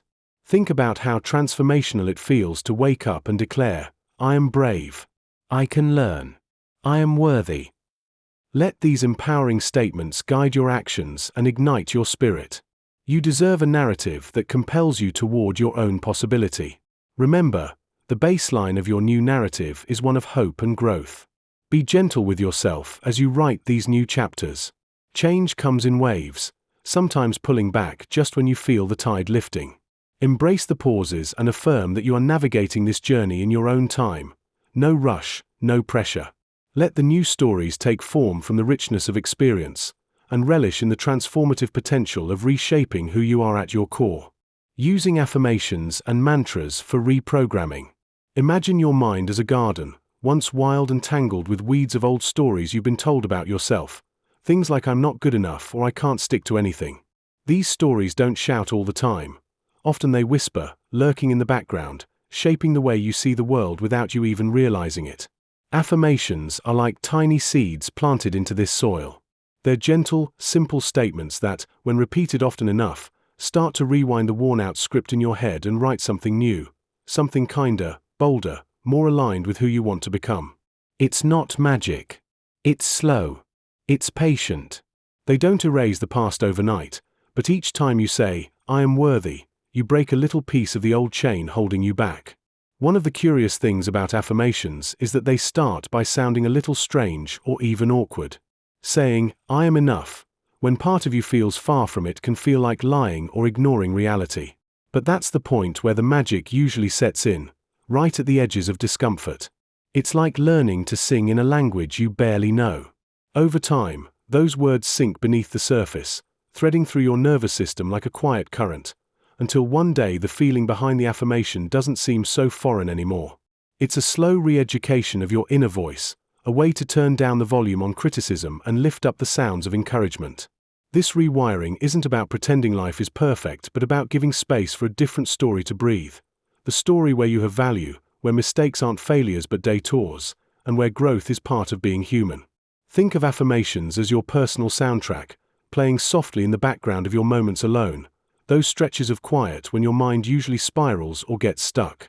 Repeating an affirmation like "I am open to change" or "I trust myself" during these moments can begin to shift neural pathways. Just like walking a new route to a familiar place changes how your brain maps the journey. With time, this new pathway feels more natural, more familiar, until the old storytelling simply has less room at the table. Even a little can go a long way. A few sentences whispered in the car, repeated quietly before bed, or written across the page of your journal. The key is consistency, the slow weaving of new truths into the fabric of how you see yourself and your life. Mantras share a similar rhythm but come with a touch of sacredness and intention that feels different from affirmations. They started as chants, repeated sounds, or phrases meant to focus the mind, clear away distractions, and anchor us firmly in the present. When you create a personal mantra that fits the moment you're in, it becomes a beacon in the storm. In the middle of overwhelm or self-doubt, a mantra isn't just words. It's a touchstone that pulls you back from the edge, a gentle anchor reminding you who you are beneath the chaos. Crafting a mantra is an act of listening as much as it is speaking. It's about finding the phrase that resonates not just logically but emotionally, something that feels like a small truth you can cling to when the world gets noisy. It might be a few words reminding you to breathe, a call to kindness towards yourself, or a declaration of steady strength. Maybe it's "this too shall pass," or "I am enough," or "one step at a time." What matters is that it feels personal, not plucked from a motivational poster. When you hold that phrase in your mind, a part of you leans into it, trusts it. Mantras can transform passing thoughts into something solid, something you can return to again and again without judgment. They teach patience with the messy parts, and yes, they invite a bit of humor too, because sometimes the best mantras are those whispered with a smirk in the middle of a ridiculous day. When you bring mantras into your daily life, you shift how you respond to stress or negative self-talk. Picture yourself in a meeting, heart racing, doubting your words before they come out. A quick mantra in your mind can steady that breath, soften the tension, remind you have something valuable to say. Or in the quieter, lonelier moments when sadness drifts like fog, your mantra can become a gentle hug through the silence. It's about turning fleeting thoughts like "I can't do this" or "I'm not enough" into "I am here, I keep trying," a ritual of self-compassion in preschool-sized doses. Try taking a moment right now to find or create your own mantra. Say it out loud, softly, like a secret shared only between you and the night. Notice how even a few words carried with intention can slow down the rush inside your head. Using mantras and affirmations isn't about reaching some perfect mental state. It's about walking through the ordinary struggles with a new kind of kindness and courage, one small phrase at a time. Practicing self-compassion to cultivate new beliefs. That voice inside your head can be relentless, like a nagging old friend who never seems to run out of sharp words. It's that internal critic that whispers, "You're not good enough," or "You mess things up again." The trick isn't to silence that voice completely, that's pretty much impossible, but to notice it without buying into its story. Think of it as seeing a shadow in the corner of your eye. You don't chase it or fight it, just acknowledge it for what it is. When you start to recognize that voice, You create space between your true self and the harsh words it throws at you. That space becomes the real beginning of kindness, the place where a gentle voice can start to seep in and soften what's hardened by years of self-blame. It might sound small, but the moment you tell yourself, "Hey, I hear you," instead of "You're so stupid," you chip away at that cruel narrative. It's like catching a splash of cold water on a hot day, unexpected but refreshingly necessary. This isn't about becoming perfect at being kind to yourself overnight. It's about slowly teaching that inner critic to take a back seat. When judgment starts to fade, even just for a moment, it's as if your heart gets a little more room to breathe, to wonder if maybe, just maybe, you're okay even with those imperfections. And that's where genuine change begins, when you learn to treat yourself as you would a dear friend, with patience and a dash of understanding. Recognizing your inner critic is powerful, but it's only the first step. The real magic happens when you start to speak back, not with more shame or frustration, but with words of compassion. Imagine what would happen if, instead of beating yourself up, you told yourself, "It's okay, I'm doing my best," or "I've been through worse, and I can handle this too." These aren't just empty sayings, they're tiny acts of rebellion against the ongoing barrage of self-criticism. You're slowly rewiring your brain, planting seeds of softness amid the harsh ground of self-judgment. That mental shift is like planting flowers in a garden that's been neglected. Each kind word, each acknowledgement, helps it start to bloom in ways you might never have believed possible. Self-compassion isn't some lofty, impossible goal. It's a quiet practice, like tending to a small patch of earth every morning. The key is consistency, repeating small acts of kindness to yourself over and over until they become part of your natural way of being. It begins with simple things, placing your hand over your heart when things feel overwhelming, whispering, "You're doing okay," or giving yourself permission to rest when your body screams for a break. These acts might seem tiny, but they're building a new mental road, a pathway lined with understanding instead of blame. It's as if you're learning to love a garden that's been trampled. Seeds of gentle words are scattered, and with patience, they take root. The more you repeat these gestures, acknowledging your feelings without shame, forgiving your slip-ups, encouraging yourself when it's easier to be harsh, the stronger that pathway becomes. Over time, your mind starts to turn to these new roots naturally. The voice that used to scold you now offers a more tender, supportive whisper. It might not erase years of harsh self-talk overnight, but it creates a better dance between you and yourself. Like cultivating a garden, the secret is in caring for it, watering it often, and believing that even the smallest sprout has the potential to grow into something beautiful. One way to nurture this mental shift is to think of kindness as a daily conversation instead of a far-off destination. When you find yourself criticizing, pause and ask, "What would I say to a friend in this moment?" Then try to speak to yourself the same way. Over time, these small, repeated acts of kindness, whether through words, gestures, or silent acknowledgement, become the bricks of a new belief system. They reinforce the idea that you are worthy of patience, understanding, and love, especially from yourself. Think of it as planting a garden of soft, resilient blooms that, with time, begin to dominate the landscape of your mind. Even on days when it feels too hard, remember that tiny acts of compassion are still planting seeds. It's tempting to think that changing your inner dialogue means you have to suddenly be perfect or never judge yourself. That's a trap. Real growth is about persistence, not perfection. Each moment you catch yourself slipping into old habits, you have a choice: keep going or give up. Usually, it's in the small, almost invisible choices, the soft words you whisper inward, the pause before critical thoughts, that new beliefs are born. These are the tiny acts that accumulate, like drops of water carving a canyon. Over months or years, these acts can reshape your entire mental landscape, replacing old shame with a quiet sense that you're enough right now, just as you are. To help this process, try keeping a small notebook or mental list of moments when you practice kindness toward yourself. Celebrate those times quietly and without grand expectations. Maybe it was when you forgave yourself for a mistake or allowed yourself to rest without guilt. These moments are your evidence that your mind is changing, that new beliefs are taking hold. Remind yourself, every kind word is a tiny brick helping to build a more compassionate foundation beneath your thoughts. This isn't about fixing yourself overnight. It's about showing up again and again with patience and kindness. Eventually, those repeated acts will begin to feel like second nature, and old beliefs of inadequacy will gradually give way to acceptance. Remember, kindness isn't a grand gesture. It's a steady, gentle rhythm that rewires your brain for compassion. The more you practice, the more your mind will reach for those soft, supportive thoughts when times get tough.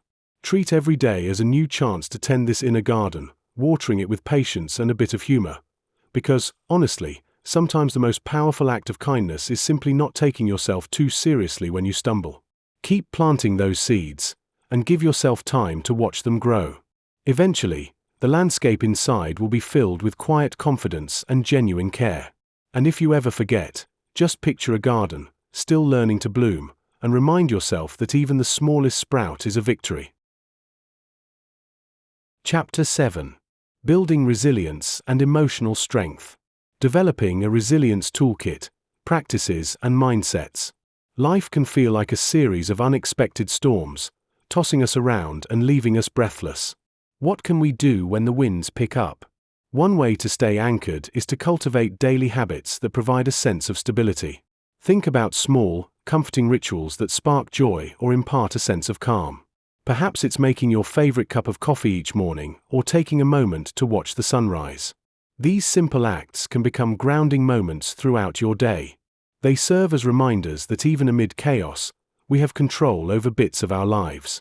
Engaging in mindfulness practices can also act as a lifeline. This doesn't have to mean sitting cross-legged on a hilltop for hours, but rather, it could be a few minutes of deep breathing before diving into your tasks or a quick walk outside to clear your head. Close your eyes for a moment, pay attention to the patterns of your breath, and let the world fade. Each inhale is a moment of renewal, each exhale a release. These practices not only help soothe frayed nerves but also build a stronger spirit over time, preparing you for whatever life throws your way. Our thoughts shape our realities, especially during difficult times. When faced with a setback, instead of seeing it as a failure, try to view it as a teacher. This shift can be powerful. For instance, think of that time when you didn't get the job you wanted. Instead of wallowing in disappointment, consider what it taught you about yourself or what skills you might improve next time. Reflecting this way can transform a heavy experience into something that enriches your journey. You didn't just fall, you learned how to get back up with new knowledge.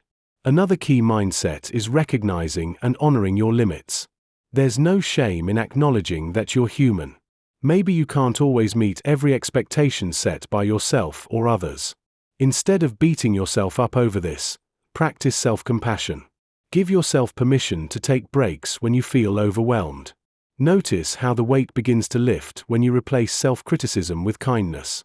Life isn't about perfection. It's about doing the best you can and learning along the way. Instead of trying to be superhuman, aim for being a resilient human. As you travel this path, let experiences resonate deeply and echo through your daily choices.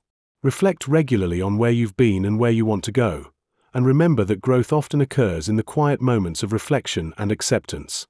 Embracing discomfort as a growth opportunity. Imagine standing outside on a stormy afternoon, rain splattering hard against your face, cold droplets clinging to your skin. The natural thing might be to seek shelter, curl up, or pretend the storm isn't happening.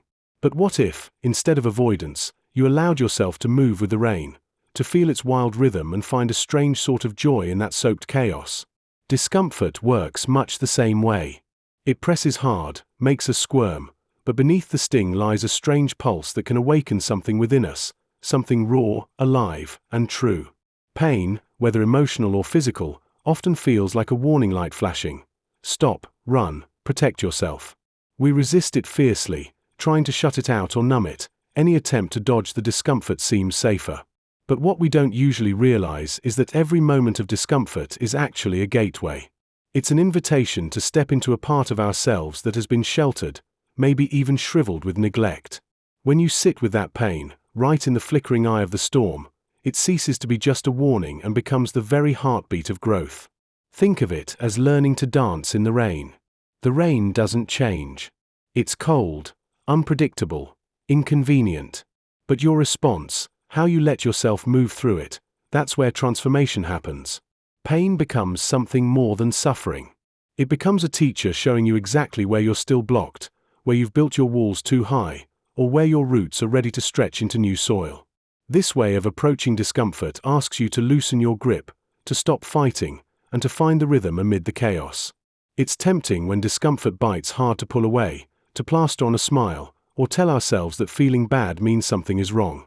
But sitting with unease, allowing it space without rushing for the exit, is a skill you can learn. Start by noticing the physical sensations. Is your chest tight? Is there a jitter in your hands? Don't try to analyze or change these feelings at first. Just observe them as one might watch shadows shifting on a wall. That simple act of witnessing can crack open space for something new to emerge. Vulnerability often gets a bad rap as a weakness or a shortcut to heartbreak, but it's more like a map tattooed on your skin, telling you where the borders of your true self lie. When you turn towards your discomfort with honest eyes, you're not wandering blindly. You're reading the signs that guide you toward deeper resilience. The resistance you feel is just the part of you that wants to protect something precious, maybe a dream, a belief, or a tender piece of your identity. Instead of pushing it away, lean in and have a conversation inside your head. Ask that resistant voice what it's afraid will happen. You might hear replies you didn't expect. One way to build this muscle is through small daily practices. When your mind races with anxiety or doubt, take a moment to name what you're feeling out loud or in a journal. Give your discomfort a voice, but don't invite it to drive the conversation. Imagine you're sitting next to a nervous friend, listening without judgment. This act of compassionate presence can soften the grip of resistance and create a surprising steadiness. Bit by bit, you become fluent in the language of your own vulnerability, and with that fluency comes strength. You realize that your wounds don't mark you as broken but as human, and that understanding lights the way forward in the darkest times. Here's something I want to slip in quietly. None of this means you have to carry the weight alone or suffer in silence. Sharing your discomfort with someone who listens well, someone who doesn't rush to fix, can be like passing a sweating torch. It reminds you that discomfort doesn't have to isolate you. It invites you to connect, all messy, all real, all there. Because when you shift from fighting against discomfort to moving with it, you begin to see your cracks not as flaws but as doorways where light leaks in. The role of mindfulness and presence in stability. Mindfulness isn't about forcing your thoughts to be silent or trying to erase all worries. It's about tuning into what's already happening inside and around you.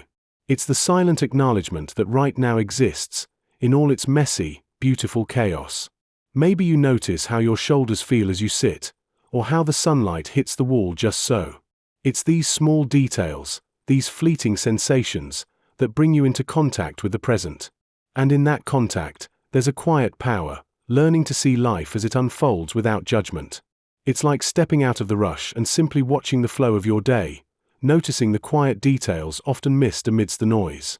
Many find it easier to grasp mindfulness when they realize it doesn't demand perfect focus or mastery. Instead, it's like turning on a natural light in a dark room. Suddenly, things that seemed blurry or hidden pop into view. It's that soft awareness that allows you to catch your breath, to notice the weather-beaten face in the mirror or the faint hum of life around you. When you see your thoughts, feelings, or physical sensations as passing clouds, they lose some of their grip. You realize that presence isn't something to do but something to notice, like finding pieces of yourself you didn't know were already there, waiting to be seen. Sometimes, the simplest tool can be the most effective. Focusing on your breath is like anchoring yourself with a gentle, steady thread. Just pause for a moment, breathe in slowly, and notice as your chest rises, then exhale and feel it settle. No need to control your breath, just observe it.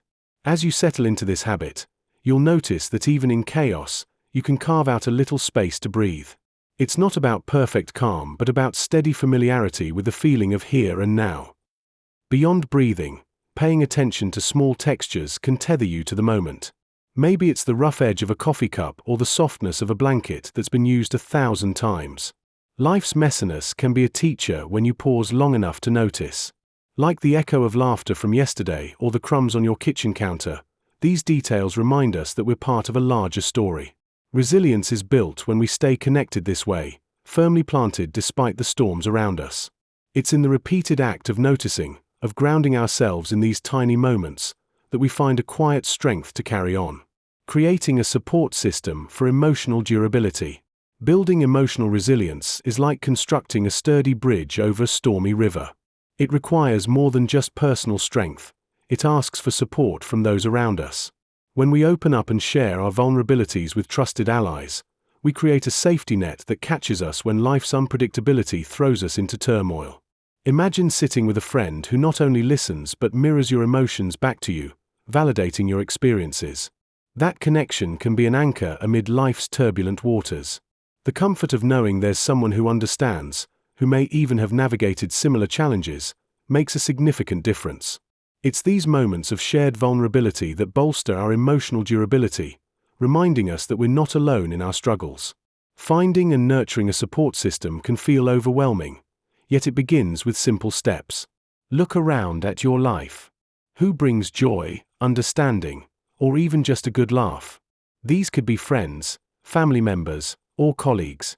Be mindful of the people who make you feel safe and valued. Once you identify them, it's essential to cultivate these relationships. Make an effort to connect, send a text, arrange a coffee date, or just call to check in. The effort you invest will create ripples of trust and comfort, strengthening those connections over time. Maintaining these relationships is just as crucial. Sharing your experiences, both light-hearted and serious, fosters deeper connections. Ask open-ended questions and give space for the answers, creating a space where everyone feels heard and valued. You might create a routine of regular meetups or even virtual hangouts, allowing these bonds to flourish. Sometimes, mutual struggles can even enhance your shared connection, as you navigate life's ups and downs together. Keep in mind that these relationships require care and attention.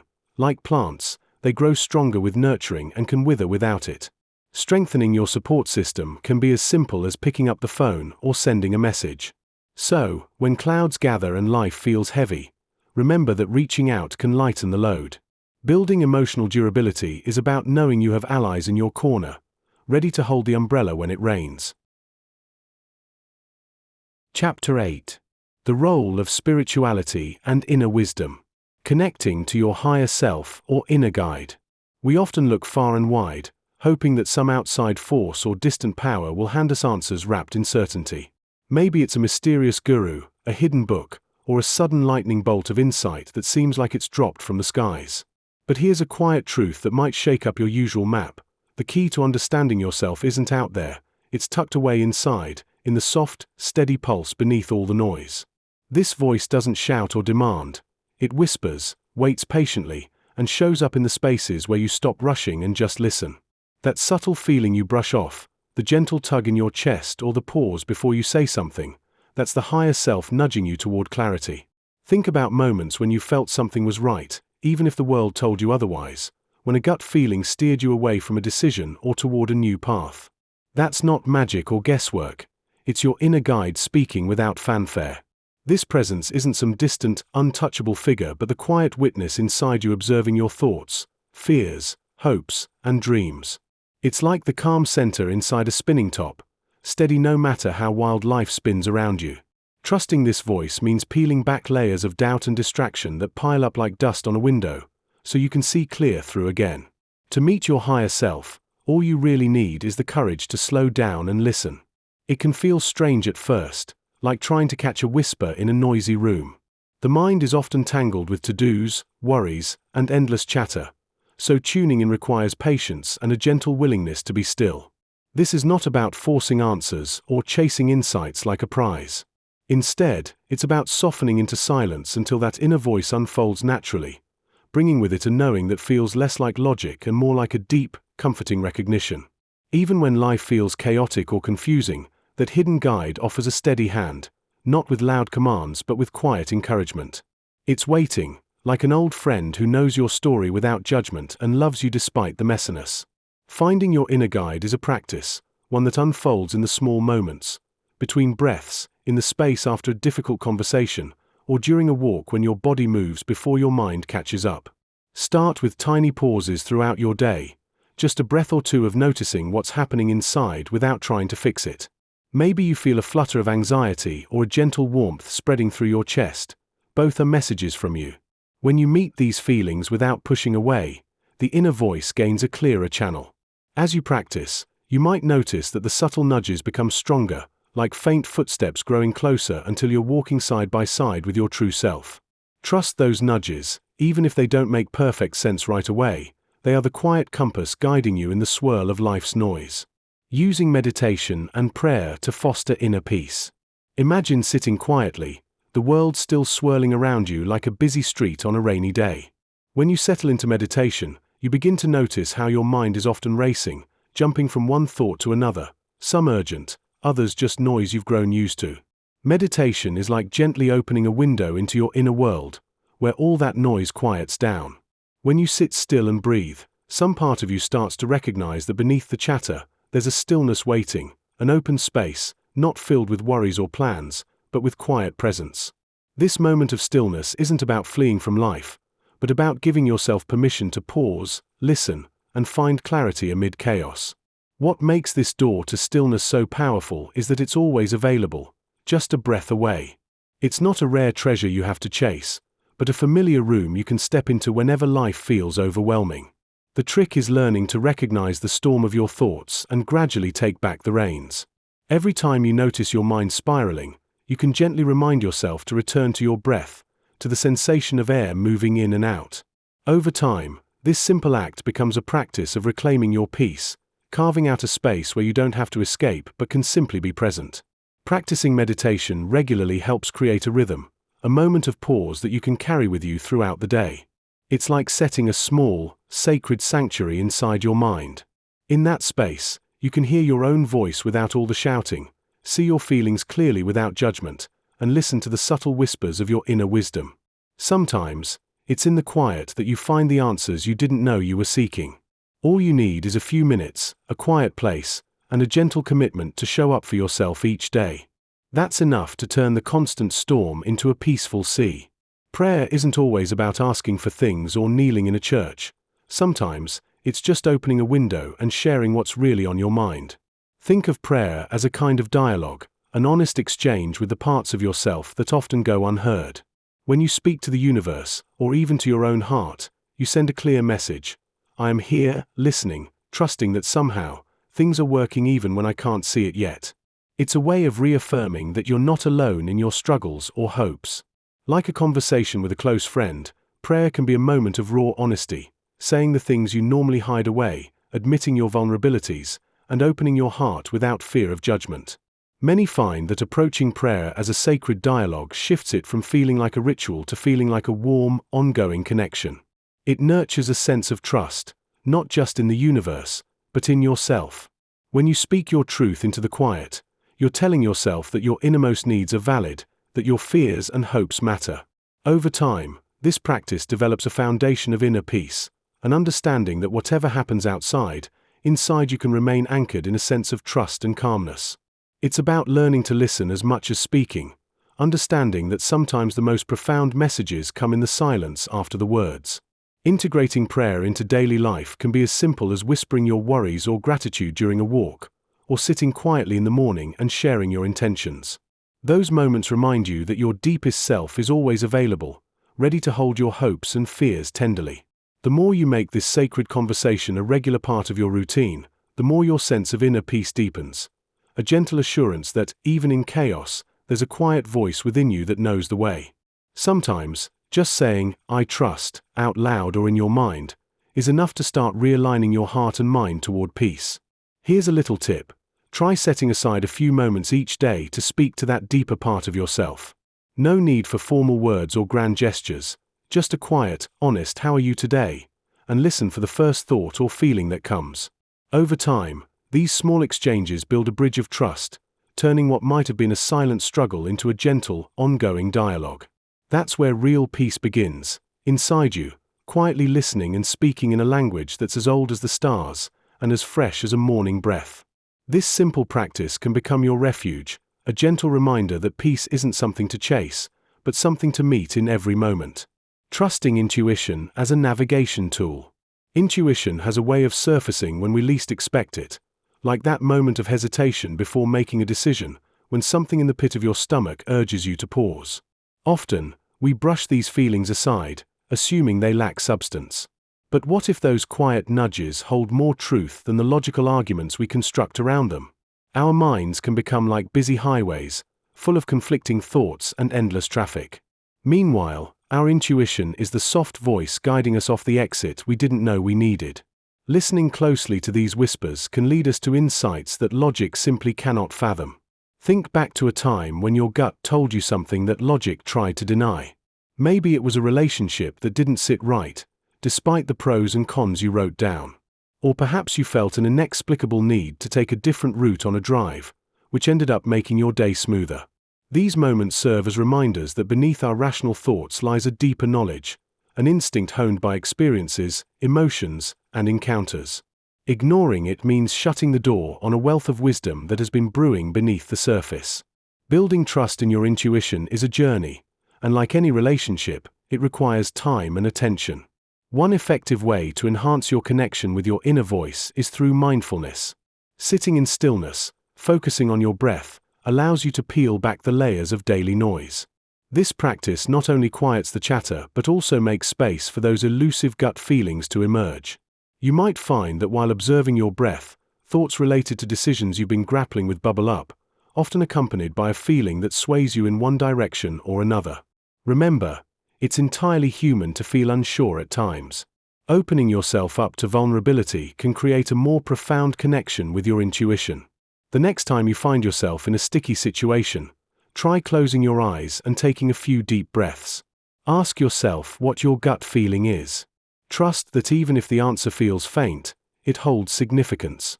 Stay curious. Life is not just a checklist, it's a dance between logic and trust, and sometimes the best moves come from learning to sway with your inner rhythm. Find opportunities for play in your day.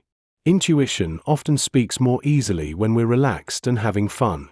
This means experimenting without the pressure of being right or wrong. Take a different route home, try a new dish, or sign up for a class on a whim. Allow these small adventures to spark conversations with your intuition, and over time, you'll notice how it becomes more pronounced in your daily life. Before long, trusting that inner voice will feel as natural as second nature, inviting you to dance through the chaos of life instead of fearing it. Integrating spiritual practices into daily life. There's something quietly powerful about slipping small, genuine spiritual moments into the cracks of your daily life. When you pause long enough to notice the way light spills across your kitchen table in the early morning, or catch the subtle weight of your breath before you answer an email, you're planting seeds of presence where distraction usually grows wild. These moments don't have to be grand or take a whole lot of time. Even the briefest interval of intention can set a rhythm, a steady pulse beneath the chaos, that reminds you who you are beyond the noise. Think about how the body moves when you're tired. It instinctively slows, shifts, finds a more comfortable position. Spiritual practice in daily life works much the same way. Instead of waiting for a special place or a perfect moment outside your routine, it's about letting your heart and mind find ease right where they sit. Maybe it's a slow sip of tea before stepping into the whirlwind of the day. Maybe it's the rhythm of your feet on the pavement as you casually walk, where each step becomes a gentle anchor to the now. These small acts aren't about perfection. They're about coming home to yourself, quietly and without fanfare. At first, it might feel awkward, like trying to catch smoke with your bare hands, but that's because real grounding is messy. Your mind will dart off like a moth chasing a streetlight. You'll forget and remember and forget again. That's okay. It's not about a neat series of spiritual achievements. It's more like learning to breathe through the cracks of yourself. Over time, these simple, authentic practices sow a kind of invisible thread through your day, connecting moments that might otherwise scatter into noise. This thread is what steadies the beating heart of your life, one small breath at a time. Every day hands you hundreds of tiny chances to make the sacred out of the routine. When you wash your hands, imagine it's more than soap and water. It's a small washing away of whatever weight you carried into that moment. When you wait for the bus, instead of staring at your phone, try closing your eyes just for a second and feeling the cool air on your skin or the chatter humming around you. These simple shifts transform ordinary time into a quiet altar. Prayer, mindfulness, reflection, they don't need candles or incense. They just need your presence, your willingness to turn your thoughts inward and quiet the mind's clutter. Some days, prayer might look like a quick thank you whispered under your breath. Other days, it might be sitting still with your worries, naming them out loud or writing them down, like handing someone else a heavy package you no longer want to carry. Mindfulness can mean noticing the texture of your food or the way your breath moves in and out during a stressful conversation. These small rituals don't have to take over your life. They live inside the spaces you already occupy, waiting patiently like old friends who only ask for your attention and offer peace in return. One of the most beautiful things about weaving spiritual practices into everyday moments is how they create unexpected turns in your experience. A frustrating morning becomes a series of tiny pauses and breaths where you can decide to be gentle with yourself.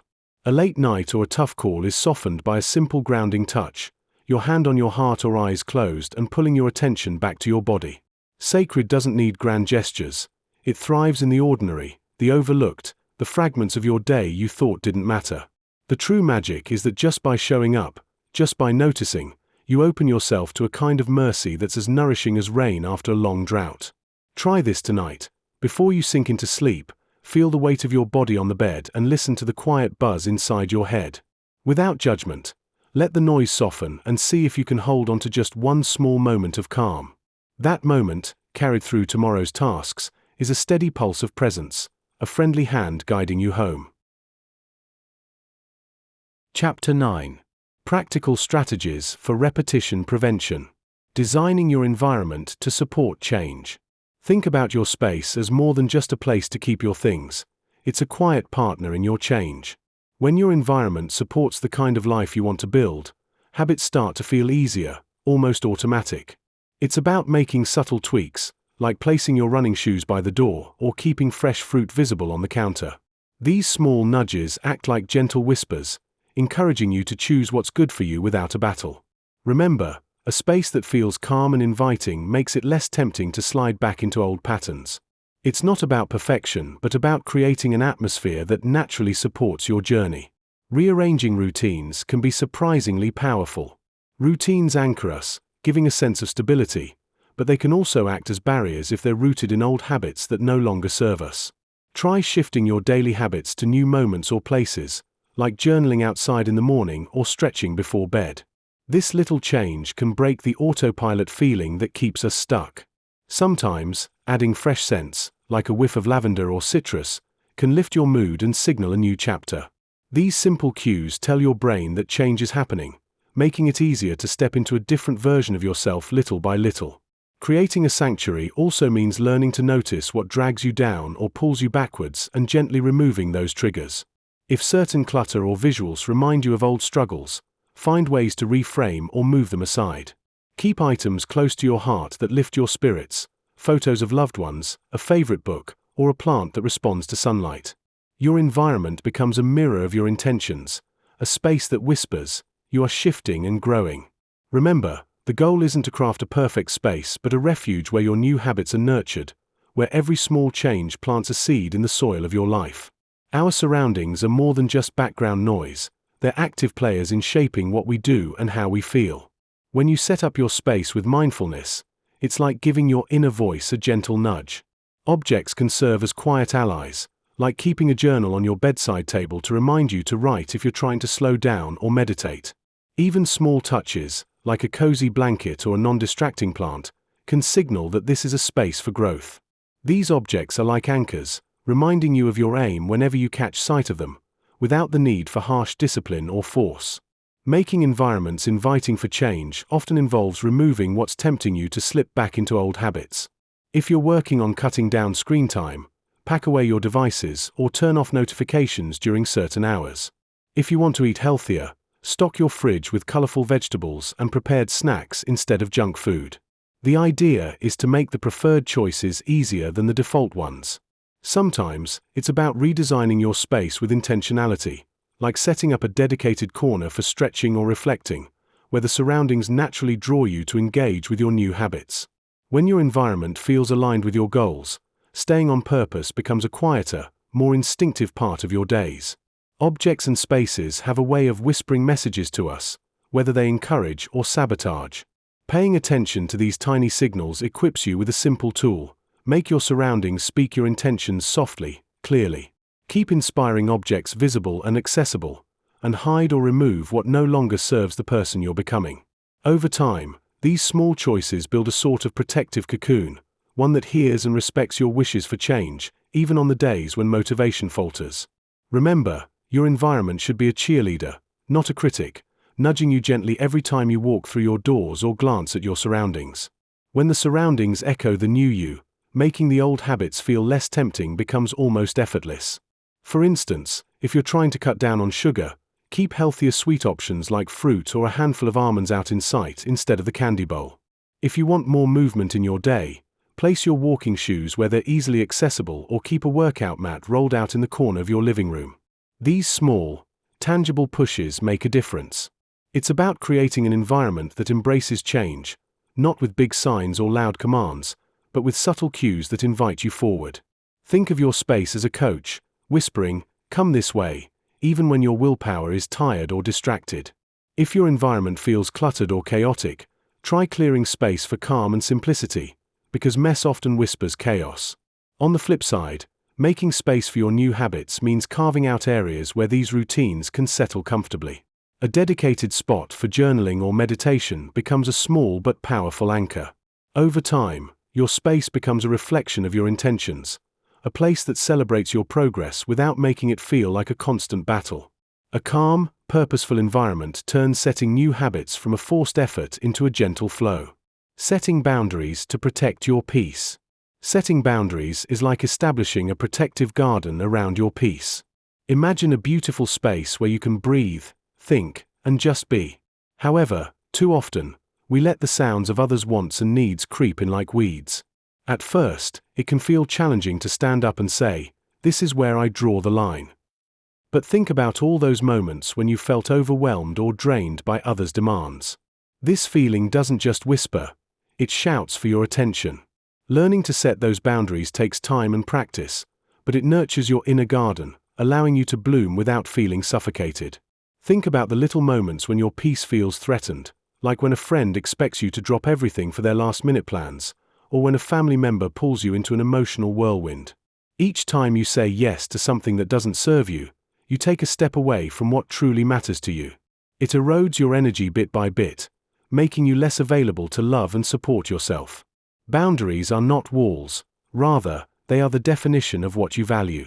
They help you remain aligned with your true self, free from the pull of external expectations. We all need to feel safe in order to grow, and that safety comes from within and from the relationships we choose to nurture. Boundaries help you voice your needs clearly and create connections steeped in mutual respect. It's like drawing a line in the sand, not to keep others out, but to welcome the right people in. When you know what you need, you can cultivate the kind of friendships and relationships that feel nourishing.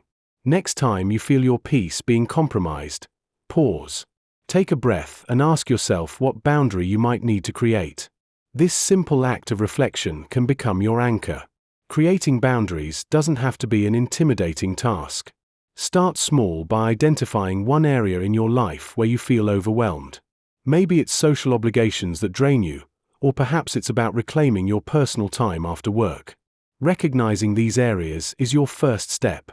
Once you identify them, consider how you can communicate your needs. It could be as simple as stating, "I'm not able to make it this time," or "I need some quiet time to recharge." Practicing these phrases can feel awkward at first, but remember, what feels uncomfortable now will become natural as you repeat it. When you communicate your boundaries, be clear and firm, but also compassionate. You're not rejecting the person, you're protecting your space. Remember that it's okay to say no. It's like saying yes to your own well-being. You might want to rehearse these conversations or even write them down. The more you practice, the more confident you become. Don't worry about the reactions you'll receive. People may need time to adjust to the new dynamic. Often, those who truly care about you will respect your limits once they see you sticking to them. Another vital piece is self-care and reflection. After you set a boundary, take time to evaluate how you feel. Ask yourself whether that boundary supported you mentally and emotionally. If someone crosses it, gently remind them, or even yourself, that you are learning and growing. Celebrate the small victories when you uphold your boundaries, as each one strengthens your connection to your own needs. Surround yourself with people who uplift you, too. The more you nurture these supportive relationships, the easier it becomes to maintain boundaries without feeling guilty. If you feel overwhelmed about boundaries, keep a journal to jot down your thoughts and feelings. Write about moments when you felt your energy drained, and reflect on how setting boundaries might shift those experiences.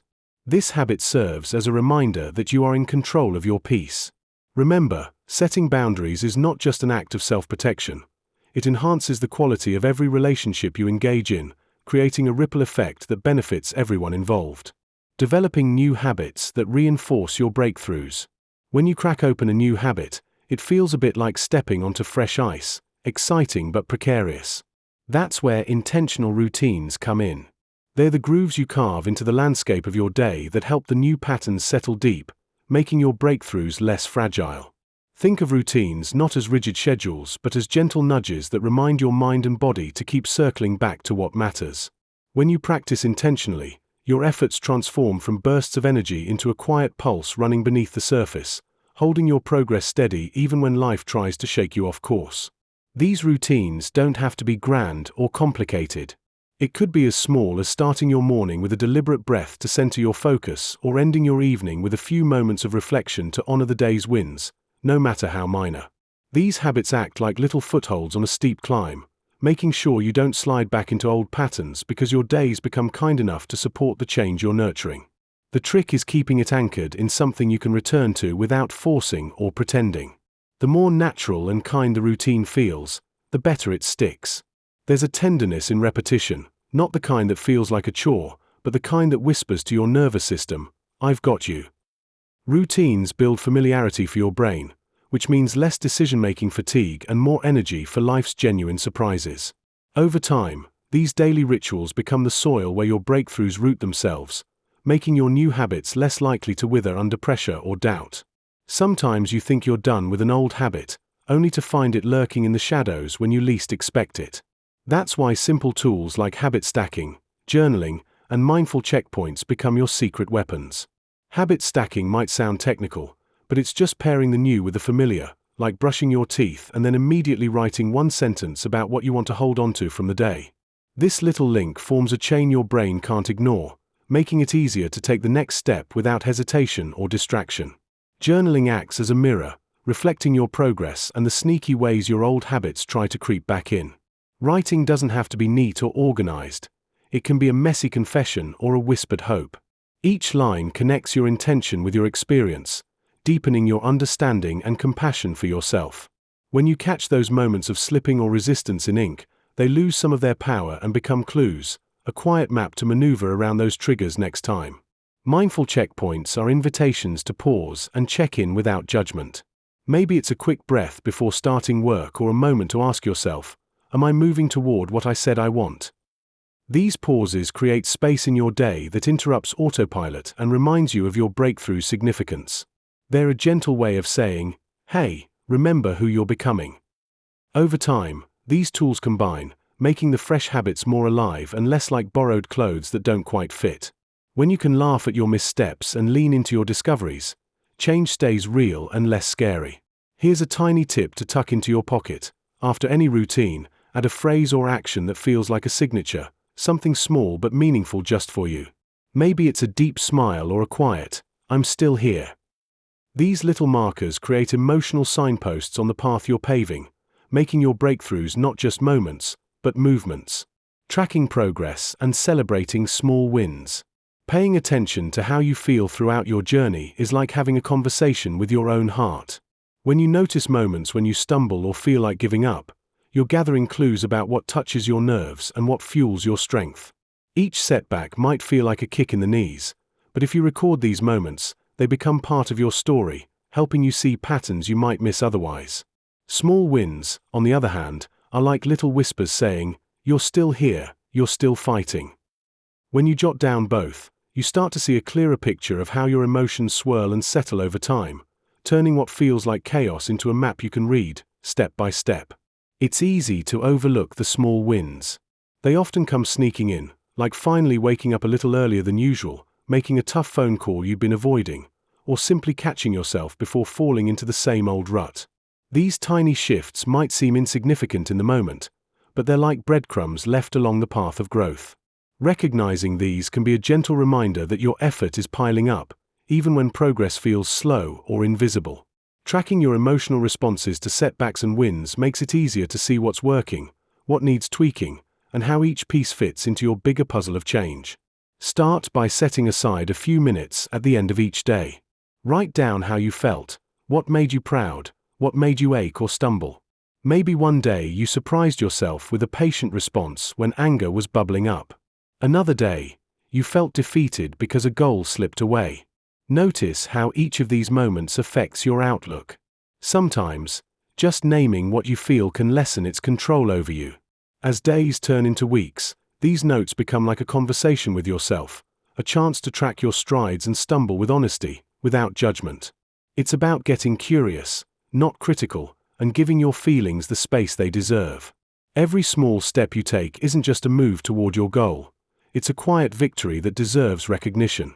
It's easy to dismiss tiny progress, telling yourself it doesn't matter because it's not a giant leap. But think of these small wins as tiny flags planted along your path, markers that say, yes, I'm still doing it, even when the road feels long and uneven. Celebrating little wins energizes you, making the whole process feel more real and achievable.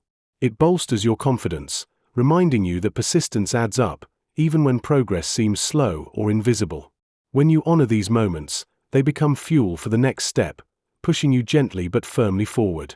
Look for reasons to cheer yourself on, like staying committed on a day you'd rather give up, finishing a task you've been avoiding, or simply making it through a tough moment without losing your cool.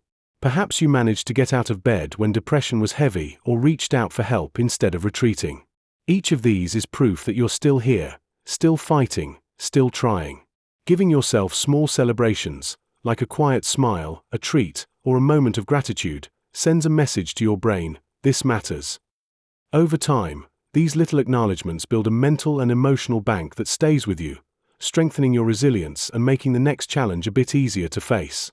It's helpful to create a simple ritual, like saying a few words of praise or jotting down your wins, so that celebrating becomes a natural part of your day. You might tell yourself, that was a good day, or I did it, even if no one else sees or honors your effort. Remember, these acknowledgements are about reinforcing your belief that change is happening, even if slowly. Recognize that progress isn't always about big wins, but the small, steady victories that show you're still moving. Sometimes, it's the quiet moments of self-approval that turn your journey from a grind into a steady march that feels meaningful. Chapter 10. Cultivating self-awareness and presence. Deepening self-observation, noticing subtle shifts. Imagine being in a room filled with muffled sounds, every corner hiding subtle echoes of thoughts and feelings. You may notice a fleeting moment of joy when catching a glimpse of a familiar face or a shadow of anxiety when confronted with a challenge. These shifts can be sleek, almost undetectable, yet they shape our mood and actions in profound ways. Just as we become accustomed to the world around us, we can also learn to attune ourselves to the nuances of our own psyche. Each flicker of emotion is a message, a small nudge pushing us toward deeper understanding about ourselves. Next, we learn how to cultivate a gentle curiosity towards these shifts, learning to observe without judgment and allowing ourselves to remain present with whatever emerges, like watching clouds drift across an open sky. Clinging to an idea or feeling can sometimes make it harder to notice those subtle changes, but think of it as a dance. If we're fixated on the steps, we lose the music. Instead, let's embrace the ways our emotions ebb and flow like a gentle tide. In moments of discomfort or bliss, ask yourself simple questions. What is this feeling? What triggered it? How does it manifest in my body? These questions invite softness into the observation process, allowing feelings to surface without our usual defenses clamping down. Staying awake to these small shifts creates space for deeper self-awareness and rewards us with insights we may not have noticed otherwise. Practicing mindful reflection during trigger moments. There's a strange kind of magic in that first flicker of feeling, the moment before your chest tightens, before your thoughts spiral. It's like seeing the sky darken just before a storm breaks, a subtle hint that something's stirring beneath the surface. If you can catch that, hold it lightly like a fragile feather on your fingertip. You've already slowed down the runaway train inside you. Triggers don't always roar. Sometimes they whisper. That quick glimpse before anger, fear, or frustration floods in is your chance to pause, not because you have to, but because you want to, because you're curious about what's really happening beneath the noise. Notice how your body reacts first, maybe a quickening heartbeat, a tight jaw, or a sudden clench in your stomach. These are little signals sending urgent messages before your mind even catches up. The trick isn't to fight or suppress the feeling, but to see it clearly, like watching clouds drift by instead of getting caught in the thunder. When you recognize those early signs, you start to build a bridge between the feeling and your response, creating space where before there was only reaction. Imagine a crack in a teacup. Sometimes it seems fragile, but if you notice it early enough, you can prevent the whole thing from shattering. That awareness, though fragile at first, is the seed from which calm can grow. It's natural to want to push feelings away, especially when they frighten or overwhelm us. But what if you treated those triggers as curious animals passing through a forest, rather than predators to run from? Maybe the next time a rush of anger blinks on the horizon, you pause just long enough to watch it flicker without jumping to the usual fight or flight. That pause is a small act of rebellion against automatic habits, a quiet way of saying, I'm still here. I can choose. It's like stopping to catch your breath in a marathon, not because you've given up, but because you know you'll finish stronger if you let your lungs fill fully for just a moment. When the emotional storm hits, it's tempting to get swept away by the first wave of impulse. An angry text sent, a bitter word spoken, a door slammed. But there's a quiet power in learning how to anchor yourself, to find stillness in the whirlwind. One of the simplest ways is to focus on your breath, not to control it, but to meet it where it is. Feel the air moving in and out like the slow ebb and flow of the tide. Let that rhythm remind you that no feeling, no matter how intense, will last forever. It's a small island of calm in a sea that feels like it wants to pull you under. Another way to steady yourself is to adopt a curious observer's mindset. Imagine you are watching your emotions from a distance, like a bird perched on a branch noticing the churning in the forest below. What colors do the feelings wear? Are they sharp and jagged, or soft and wavering? Naming your emotions, not just I'm mad but I feel a tightness mixed with frustration, can help pull the spotlight away from the overpowering rush and onto something you can gently hold, examine, and understand. This tiny act of naming opens a doorway to choice where before there was only reaction. Sometimes, a physical anchor can bring you back when thoughts race too fast. Touch something tangible, a stone in your pocket, the grain of your wooden chair, or the smooth curve of a coffee cup. Let your senses reconnect you to the here and now, the world outside your swirling mind.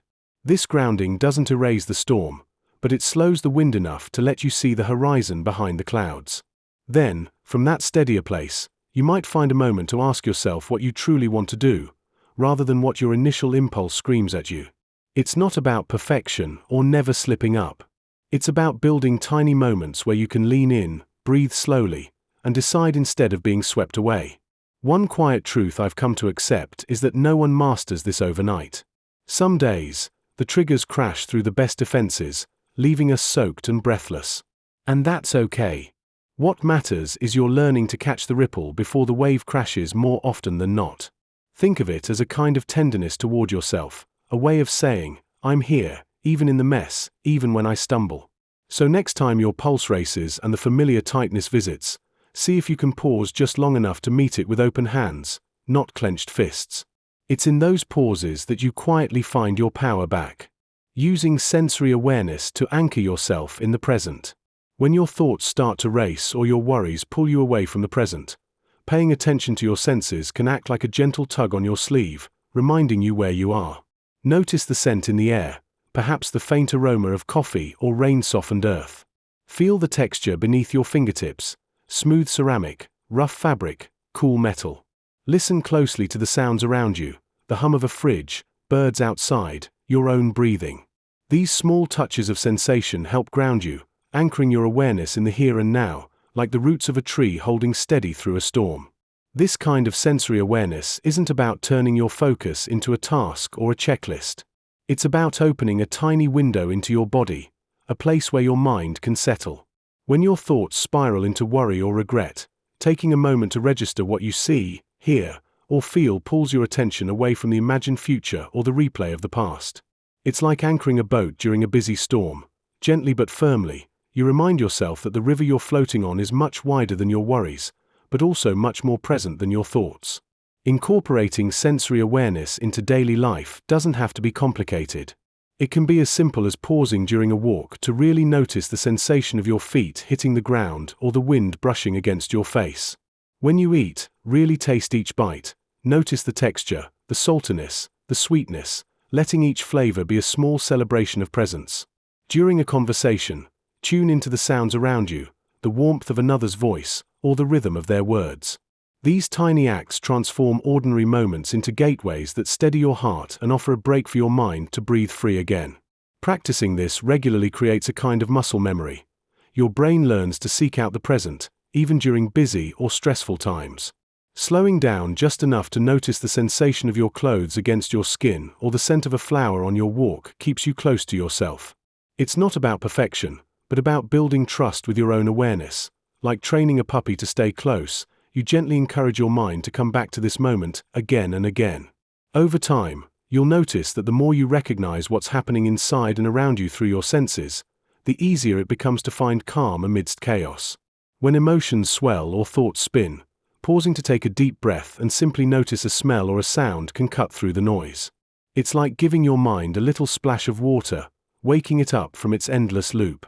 The key is consistency. Those tiny moments of awareness, repeated often enough, create a new rhythm, a quiet resilience that lets you stay rooted even when the ground feels shaky beneath your feet. Remember, your senses are always available, waiting to remind you where you are. It's like turning on a soft light in a dark room. Immediately, everything comes into focus. So next time you feel carried away by worry or distraction, try closing your eyes for a moment or just slowing down. Breathe and notice what's around and inside you. Let your senses gently pull you back into the present, there, where life is happening, right now. Creating daily rituals for self-connection. Life can sometimes feel like a whirlpool, pulling you away from who you truly are. In the midst of obligations, deadlines, and daily hustle, it's easy to forget about nurturing your own spirit. This is where daily rituals come in, those small yet profound moments that can reconnect you with your true self. They don't have to be elaborate or time-consuming. They just need to resonate with you personally. Think of them as tiny seeds planted in the soil of your busy life, waiting to bloom into something beautiful. Set aside just a few moments every day, whether it's in the morning, during lunch, or before bed, to create a space that feels sacred. Burning a single candle, sipping a cup of tea in silence, or even jotting down your thoughts in a journal can all serve as anchors, reminding you of your inner landscape. By engaging in these simple routines, you introduce the kind of rhythm to your day that can make chaos feel manageable. Maybe you start your day with 3 deep breaths, feeling the pull of your breath as it flows in and out, or perhaps you establish a nighttime ritual of stretching or reading. These acts serve as invitations to stop, breathe, and truly connect with yourself. Embrace spontaneity and have fun with these rituals. If you miss a day, don't beat yourself up. Instead, think of it as an opportunity to try something different the next time. What matters is the intention behind the ritual and how it helps you to return to that center you might feel drifting away. Everyday actions can transform into moments of introspective dialogue. One simple way to start is by linking your rituals to your senses. When you make your morning coffee, allow the warmth of the cup to seep into your hands, inhaling the rich aroma as if it's a reminder of your goals for the day.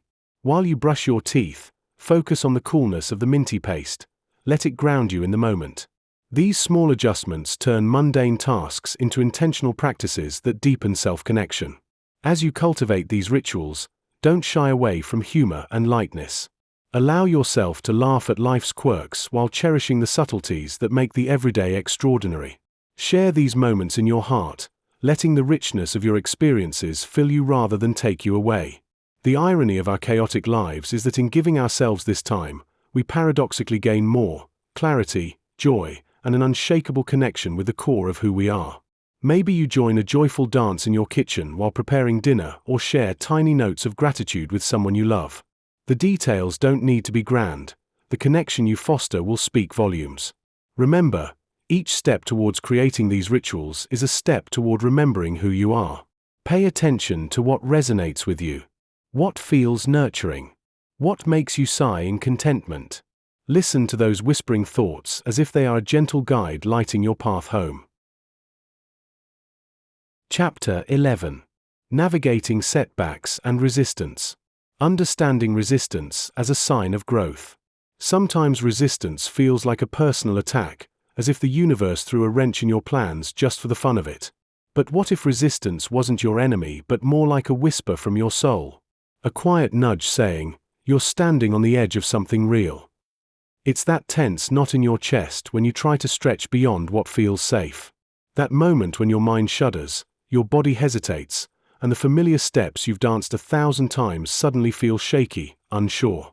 Resistance is discomfort dressed up in disguise, a tricky signpost pointing toward growth. It's not trying to stop you, it's the creaking door before the fresh air floods in. When you face inner resistance, it can feel like shouting into a void where the echoes mock your efforts. But listen closely, and you might catch something softer underneath, the invitation to stretch. This isn't about staying in your comfort but about inching forward, even if your feet drag and your hands tremble. Resistance signals that you're moving beyond the flat, predictable edges you've grown used to, into a zone where nothing about you is quite familiar. Though it might be noisy, panic thumping like a heartbeat in your ears or self-doubt wrapping around your shoulders like thick fog, this noise isn't chaos without meaning. It's the soundtrack of your edges cracking and reforming into something new. Growth rarely feels like a smooth river. It can feel more like pushing through thick mud, muscles burning with every step, wondering if you'll ever get to solid ground. But that slug through discomfort is exactly the signal that you're changing shape. It's a paradox. The more you resist, the more you're proof that you're alive and aiming higher, even if it's messy. When you think about resistance not as a wall but as a trembling bridge beneath your feet, you start to see that those moments when you want to give up are actually the ones where you're closest to real change. Resistance wakes up when you're nudged beyond your familiar shores, pulling you towards something rawer and more honest. It's a loud, awkward sign telling you that the safe island where you used to live is sinking into the past. This feeling could make your pulse race or your thoughts spiral into a midnight anxiety dance. Even so, the chaos carries promise. It is the restless energy of becoming, a signal you're stepping closer to your true self. No matter how messy, how loud it feels, the disharmony in your mind, or the nights you lie awake questioning everything, this is the discomfort of shedding old skins. The uncomfortable buzz is your nature stretching in new directions, even if it looks like stuttering and fumbling along the way. Imagine the moment when a caterpillar resists the tight confines of its cocoon. It's a struggle full of strain and doubt, but it's necessary to build strength for flight. Your resistance works the same way.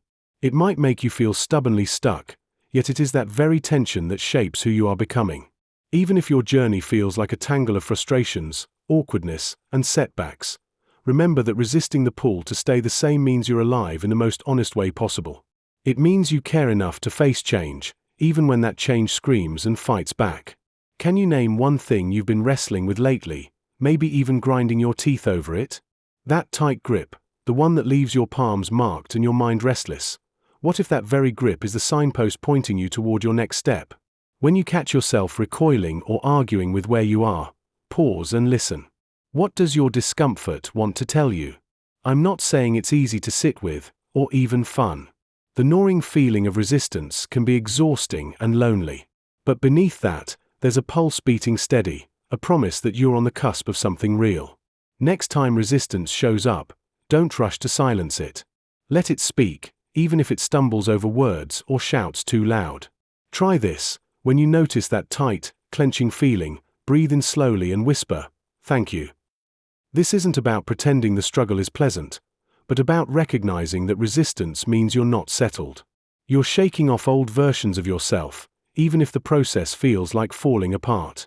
Over time, this gentle thank you becomes a way to stay present without drowning in frustration. It opens a crack where patience creeps in, allowing growth to squeeze through. Resistance isn't a stop sign. It's the scratchy hum just before a song you didn't know you wanted to dance to. Strategies for overcoming self-doubt and fear. Self-doubt and fear often feel like invisible walls we don't even notice we're bumping into. They are the quiet whispers in our minds that tell us we might fail, probably won't succeed, or that we're simply not enough. These voices don't come out of nowhere. They're shaped by stories we've been told, mistakes we've made, and beliefs we've absorbed over the years. Sometimes, they stem from old wounds, those moments when vulnerability was met with rejection or ridicule. Recognizing these feelings as resistance means understanding that they're more about our inner stories than about reality itself.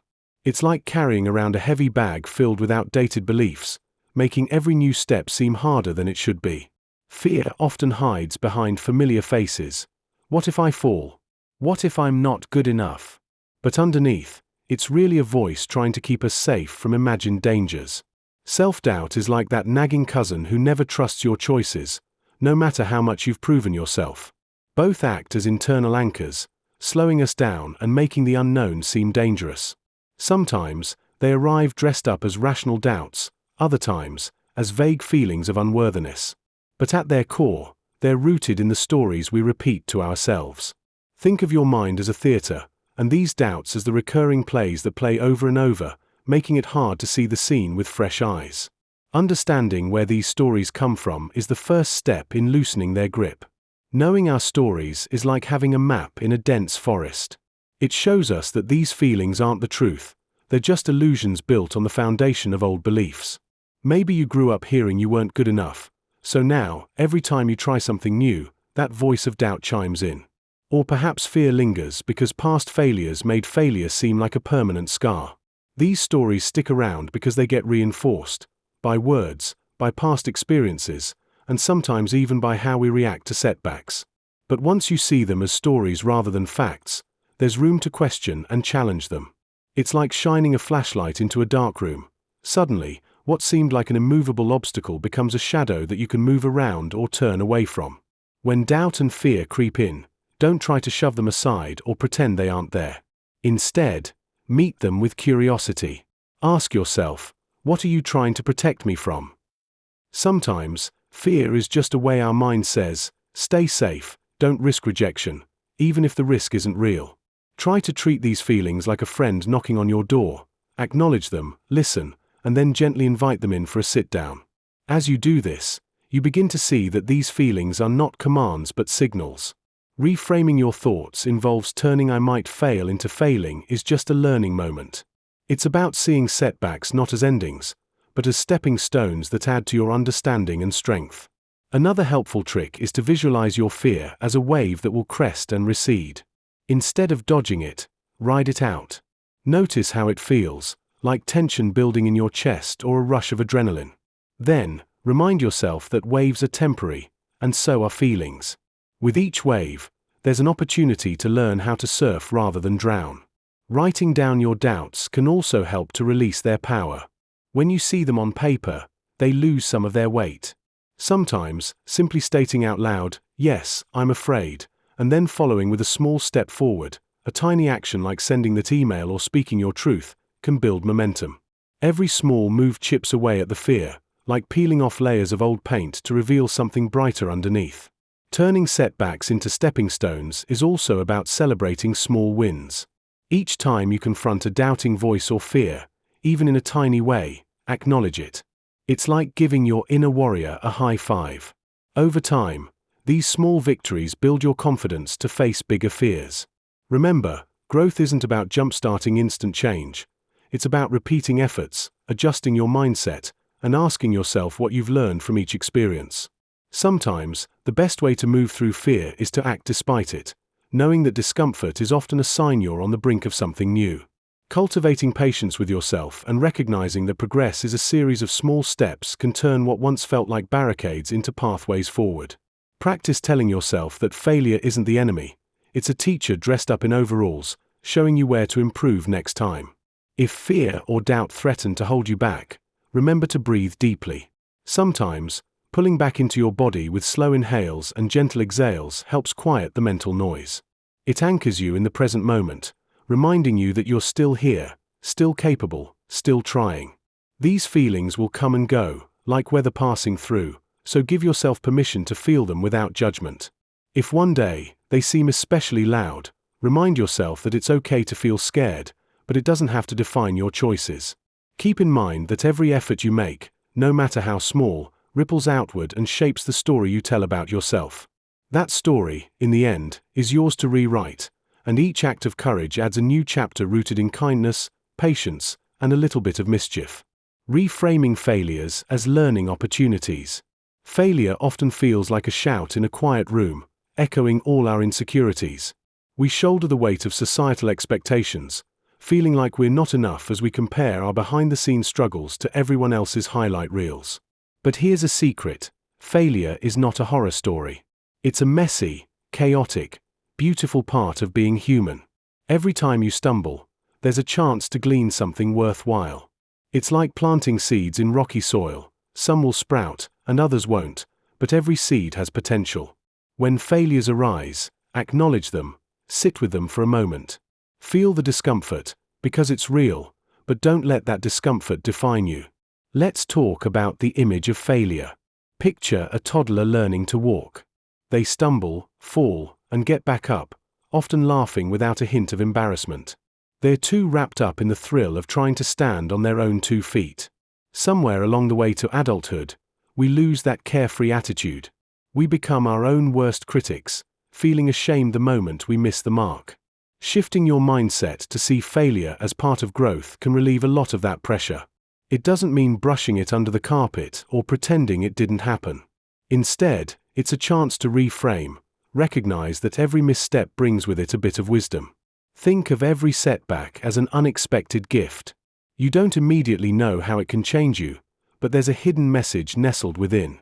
When facing a setback, take a breath and ask yourself, what might I be able to learn from this? Maybe it's in how you communicate with others, how you manage your time, or even how you approach challenges. Each experience adds a layer to your understanding of yourself and the world around you. You might discover that the moment your plans fell through was the very moment something far more interesting was waiting around the corner. The reality is that life's twists can feel unfair. Yet, there's a peculiar beauty in the unpredictability of it all. Allow the discomfort of a failed attempt to shift into curiosity. It can feel like staring at a piece of abstract art, one moment seeming to make no sense at all, until suddenly a light bulb flickers on in your mind and reveals the picture you couldn't see before. Each failure is essentially a stepping stone, leading to deeper insights. The truth is, setbacks may point you in a direction you'd never considered. Keeping an open heart and mind lets you weave failures into the fabric of your journey, allowing you to embrace them as teachers rather than enemies. So what can you do today? When faced with failure, write it down. What happened? How did it make you feel? What did you learn? This practice of reflection grounds you, breaking the cycle of self-judgment and guilt. It's a reminder that what feels like a misstep can be a pedestaled experience, offering valuable insights that build resilience. Each of these moments, however messy, threads into the larger tapestry of who you are becoming. Developing compassion for your human side. There's something about looking at our own flaws that feels like staring into a cracked mirror, distorted, uncomfortable, and sometimes painful. We want to turn away, fast, because beneath that surface, shame often waits like a shadow. It's the voice that whispers all the ways we fall short, making us feel small or broken. But what if the resistance we feel toward our imperfections is actually a sign that we're protecting ourselves from that shame? It's like we put up walls not just to keep others out, but to keep our own harsh judgment from spilling in. When you catch yourself recoiling at a mistake or an awkward feeling, try this. Notice what's behind the resistance. Is it fear? Embarrassment? The weight of past criticism? What if that voice pointing fingers wasn't an enemy, but a scared, tired part of you reaching out? Getting curious, not in a cold, clinical way but with the softness you might give a frightened child, moves us beyond blaming ourselves and into a space where flaws start to feel less like a prison and more like a room in a house we belong to. Our human flaws aren't failures waiting to be erased. They are stories we carry, sometimes clumsy, often confusing, always raw.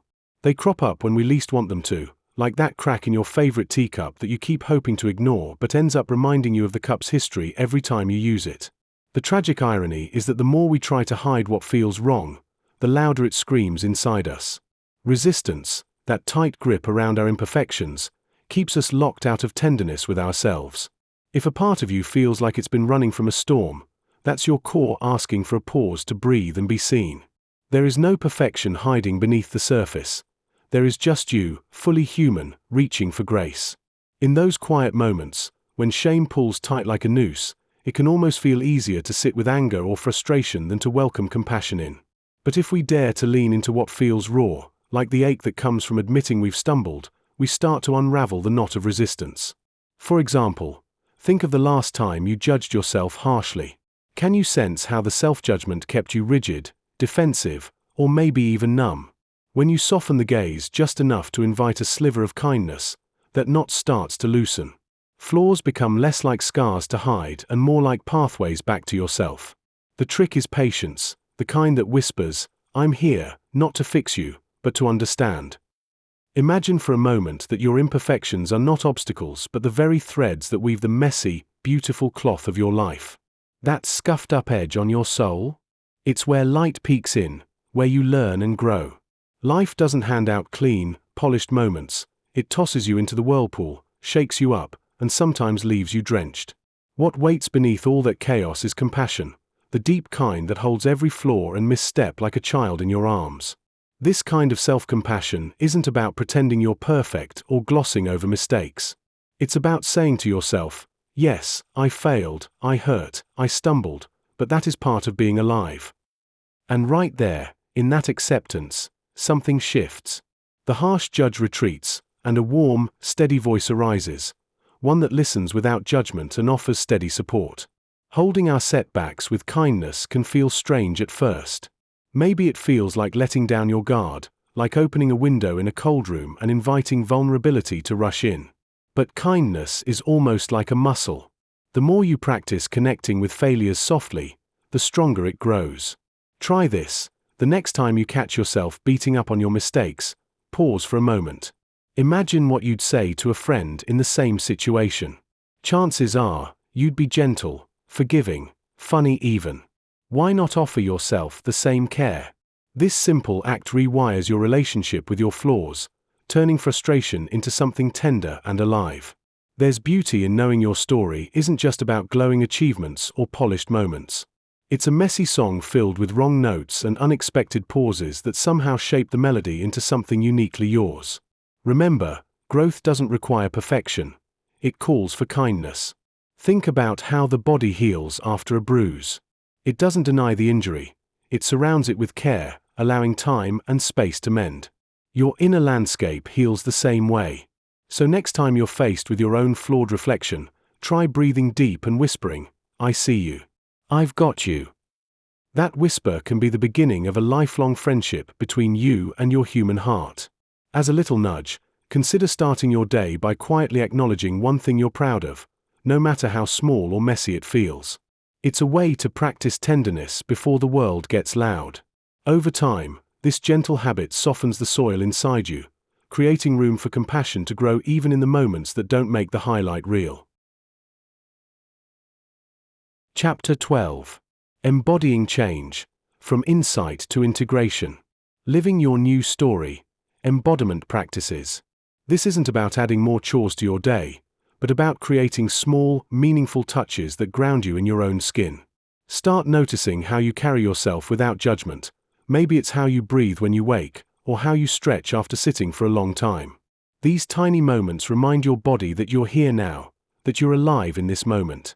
When you pay attention to the sensations of time passing through your fingertips or the way your feet connect to the floor, you begin to build a relationship with your body, like reuniting with an old friend who's been waiting to be noticed again. Every day, set aside a few minutes for simple embodiment practices. Things like mindful breathing, gentle stretching, or even walking with awareness. For instance, before you start your day, take a breath and feel how your chest rises and falls. Nothing special, just noticing. You might also practice focusing on how your feet feel with each step. Are they heavy, light, tired, or eager? These moments help slow down the spinning thoughts and anchor you into the now. It's not about perfection or doing it right, but about reminding yourself that life is happening right here, right in your body, and you get to experience it firsthand. Incorporate rituals that bring you back when life threatens to sweep you away.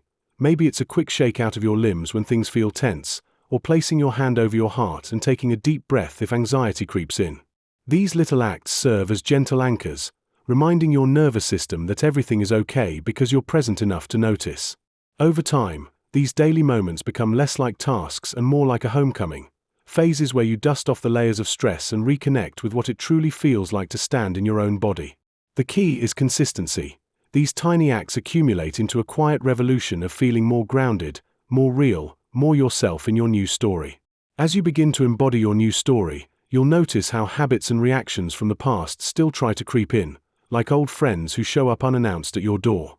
These moments are opportunities, small signals that invite you to pause and ask, is this really me now, or just a ghost of who I used to be? Instead of fighting these patterns, try observing them with kindness, like watching a shadow pass across a sunny window. Every time you catch yourself slipping into old ways, whether it's reacting to someone with impatience or retreating when overwhelmed, you get a chance to choose differently. The act of noticing provides a tiny crack in the old script, opening space for your authentic self to step forward. Practice tuning into your body and emotions gently. When a familiar urge to protect yourself kicks in, ask, is this still true for me right now? Sometimes, what used to feel like a necessity, tightening your shoulders to prepare for a critique, loses its weight when you consciously decide to soften. Imagine your reactions as homes you've outgrown but still carry keys to, each one waiting for you to decide whether to unlock or leave behind. Over time, this awareness becomes an ongoing conversation with yourself, a way to ensure your actions are aligned with your new story rather than old fears or defaults. Developing this kind of awareness isn't about perfection but about gentle persistence. Celebrate each moment when you recognize an old pattern and choose to honor your truth instead. For example, if you notice yourself saying something harsh or dismissive, pause and say, is this how I want to speak to myself or others today? Small shifts like this create a new rhythm in your life. More compassion, more authenticity, more choices rooted in who you're becoming. The more mindful you become of your inner landscape, the easier it is to lead your life with clarity and kindness, leaving behind what no longer serves your growth. It's like learning to dance with your habits instead of banging your head against them. A slow, forgiving movement that produces a new, more truthful melody. Aligning your actions with your intentions. There's often a chasm between what we truly desire and how we behave on a daily basis. This gap can lead to feelings of frustration and inner chaos. It's a bit like promising yourself you'll eat healthy, yet finding yourself reaching for cookies at midnight.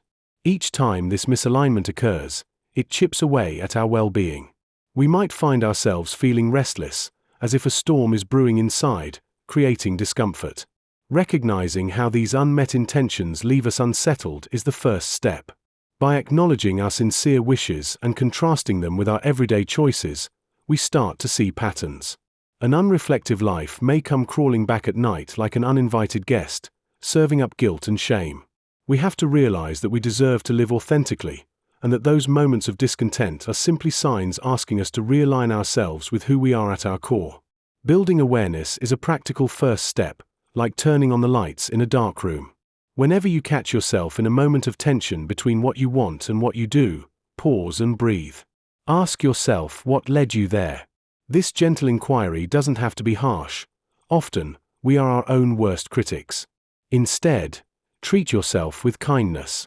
Once you cultivate this awareness, you can start aligning small daily choices with your intentions. Maybe it's a commitment to go for a walk instead of scrolling on your device, or dedicating time to a hobby that lights you up. These seemingly small shifts can lead to profound changes in how you feel about yourself and your trajectory. Embracing gentle change is key. You don't have to overhaul your life overnight. Small, sustainable changes often yield the best results. Perhaps you begin each day by writing down one intention, something that resonates deeply with you. As you go through your day, reflect on how your actions connect with that intention. When life feels chaotic, there's comfort in revisiting that simple thought. Allow yourself the grace to wander off path occasionally, and don't forget to make room for humor in the process. Life's absurdities can lighten a heavy heart. Even as you work toward alignment, remember that it's the journey that fosters growth. If something feels off or heavy, take a moment to breathe it out, knowing tomorrow brings another opportunity to adjust and align your actions to your intentions. The power of consistency and patience in transformation. Transformation does not happen in a blaze of glory. It usually sneaks up on you, one small moment at a time, hidden behind the curtain of daily repetition. Imagine trying to balance on a slack line stretched between two trees. One step, one wobble, one breath, over and over again. That is consistency. It's not the thunderous shout that grabs attention, but the quiet rhythm of showing up when the excitement has faded and the fire flickers low. The truth is, insights on their own are like sparks in the wind, hopeful but short-lived unless you nurse them with steady care. When you commit to the small acts each day, no matter how dull or difficult they feel, you build a foundation that can withstand storms. It could be writing a single sentence every morning, taking a walk even when the world feels heavy, or simply choosing to breathe deeply rather than spiral into old patterns. The power of consistency isn't about perfection. It's about persistence beneath the surface, the invisible work that nobody applauds yet changes everything. It's waking up and deciding to keep going even when your motivation looks like a tired cat curling up in a corner. Think about muscles. They don't grow overnight because you suddenly decided to lift weights one day. They grow because you keep returning, breath by breath, rep by rep, building strain that reshapes your body inch by inch. The same goes for our minds, habits, and hearts.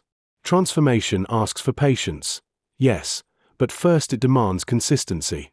Show up gently with yourself, like watering a seed. Maybe your progress feels minimal, but under the soil, roots are digging deeply, unseen, slow but certain. Patience is that soft and stubborn voice that says, "This is going to take time," when every part of you wants to sprint past the waiting room of growth. It's not about sitting still like a statue, but about moving with the slow currents of life, understanding that some things unfold in their own unpredictable rhythm. If consistency is the steady drip of water, patience is the worn stone beneath, shaped not by pressure but persistence. Lasting change, after all, is unlikely to look like fireworks exploding. It's more like a canyon carved by rivers over centuries, gradual, often invisible, but deeply profound. It's frustrating to watch others jump ahead or to feel like you're stuck in the same place, isn't it? That itch to speed things up or skip the hard parts is real, uncomfortable even. But patience invites you to stay with the discomfort, to sit in the silence between leaps instead of trying to fill the space with noise. Sometimes transformation feels like a slow dance where you'll stumble, take a wrong step, or nearly fall, but that's all part of the rhythm. The dance isn't about who moves perfectly, but about who keeps trying, keeps breathing, through the missteps and the pauses. Remember those moments when change felt like it would never come? But then one quiet morning, you caught yourself smiling without reason or reacting differently to an old trigger. That was patience at work, slowly teaching your nervous system new ways to respond, rewiring habits you thought were set in stone. It's the awkward, imperfect, invisible force that asks us to trust in the process, even when it's hard to see the outcome. Patience doesn't rush, it sits with your humanity and your messiness, knowing that these are the true agents of lasting growth.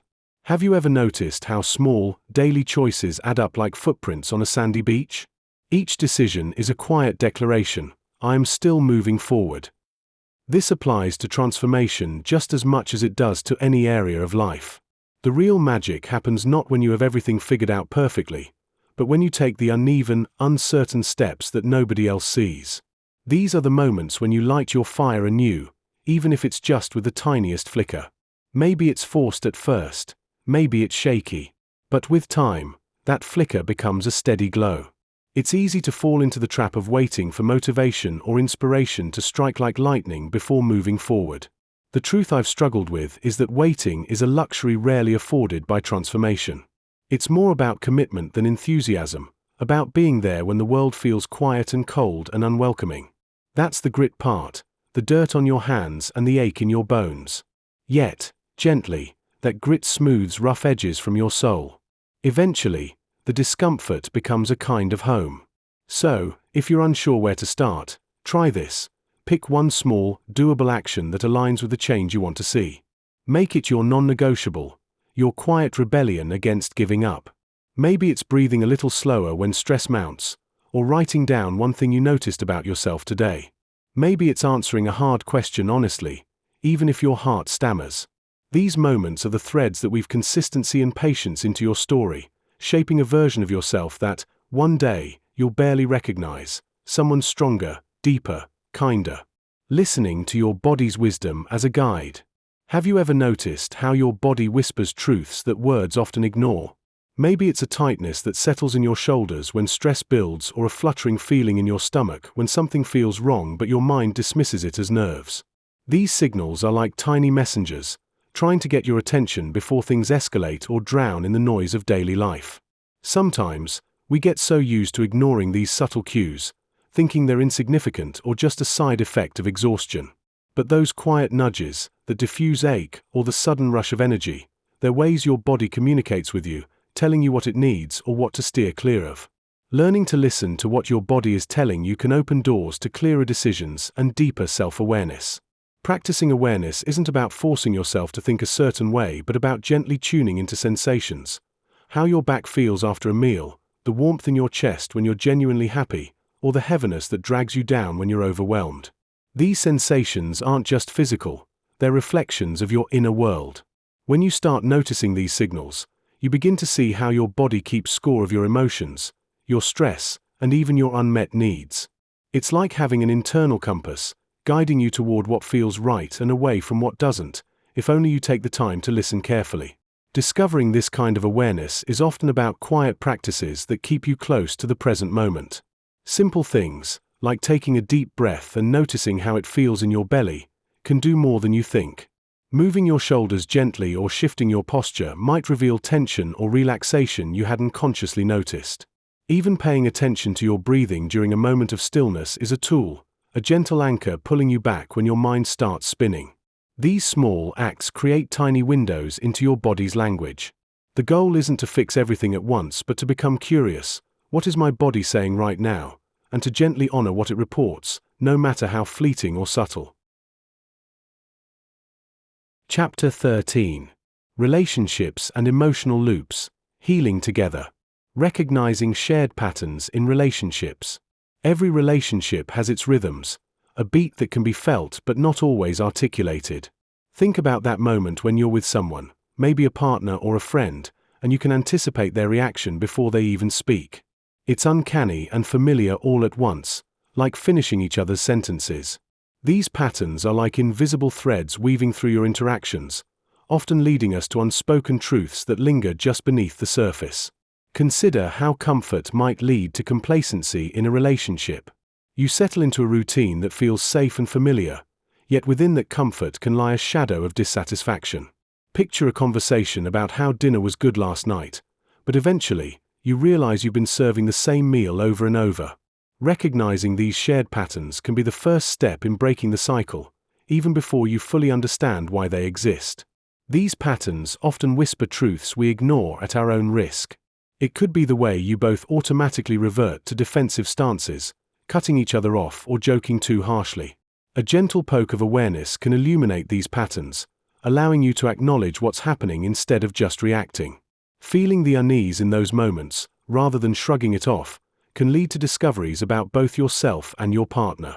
Recognizing that both partners play a role in these loops is crucial. It requires a willingness to look in the mirror, noticing how your own actions contribute to the dynamic. Perhaps you've noticed that your partner seems to withdraw when disagreements arise. Reflecting on your own tendencies, do you escalate situations? Being aware of your role can illuminate a path toward mutual understanding. A practical way to break these loops is to introduce small changes in your interactions. Maybe it's intentionally pausing before responding, giving each other space to express feelings without immediate judgment. This can help shift the energy from reactive to responsive.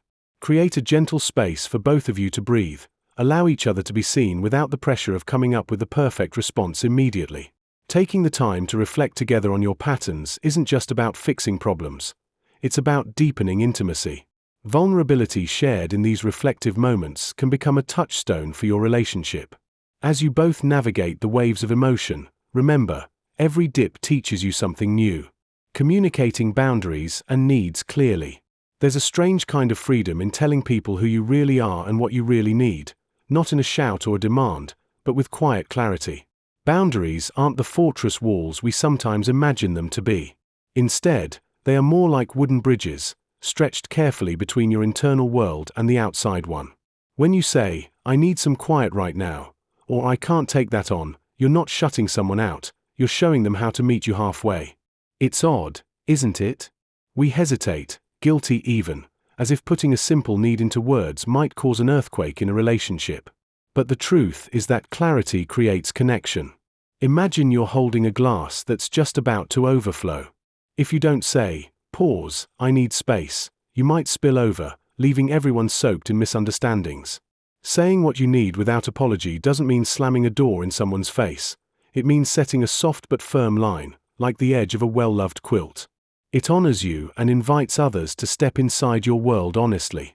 The tricky part is finding the balance between being too vague and too harsh, but once you start practicing, it feels less like walking on eggshells and more like dancing in your own shoes.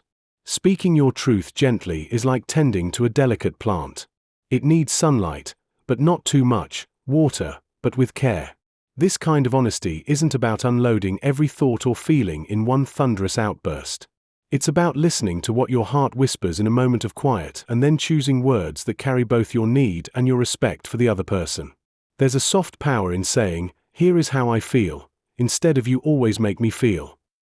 This small shift moves conversations away from blame and toward understanding. When someone shares their boundaries with a gentle tone, it opens a space filled with possibility rather than tension. It's as if you're both planting seeds in the same garden, each willing to water the sprouting truth the other carries. Of course, this isn't always easy. Sometimes you might stumble over your words, or the silence on the other end might feel cold and confusing. But even then, choosing kindness in your honesty keeps tenderness alive in the exchange. Remember, people respond better when they feel seen, not attacked. Here's a thing I've learned the hard way: you don't have to wait for the perfect moment or get every sentence right. Saying what you need is a practice that grows stronger with each try. Some days, you'll get it beautifully. Other days, maybe less so, and that's okay. What matters is that you keep showing up, bridging those distances with humility and courage. So, next time you feel your throat tighten, hold on to this. Your needs aren't burdens to carry alone. They are gifts to share, wrapped in the soft cloth of honesty and care. Creating healthy cycles through mutual awareness. When two people truly start to see and understand each other, beyond words and surface gestures, they begin to create a kind of rhythm, a pulse that keeps the connection alive. Mutual awareness is not about keeping score or analyzing every move. It's about genuinely noticing how someone feels, what they're expressing without words, and how you respond in return. It's like tuning into a subtle vibration that guides your interactions. When this awareness is present, it reminds us that relationships aren't battles to win or lose, but dances to be felt and shared. Without it, we often retreat into old patterns, repeating cycles rooted in misunderstandings or unconscious triggers, which can turn love into a tug-of-war and connection into a stress test. Breaking these toxic cycles begins when honesty shows up gently, without accusation or blame. Sometimes, it's a quiet acknowledgement of the tension or a small, truthful question about what's really happening below the surface. When we choose not to lie to ourselves or dismiss what's burning inside, we open the door to real change. That honesty, coupled with a kind curiosity, allows both partners to see each other's fears and needs without shame. This kind of mutual awareness doesn't demand perfection. It simply asks us to pay attention to the little shifts, the glances, the pauses, that reveal what's truly going on. It's like learning to listen to the heartbeat beneath the noise, sensing when the rhythm speeds up, slows down, or falters, so we can respond with kindness instead of react with old masks. In the quiet of this understanding, healing begins. Relationships are often the mirror showing us where we are still holding on to wounds, stories, or habits that keep us stuck in a loop.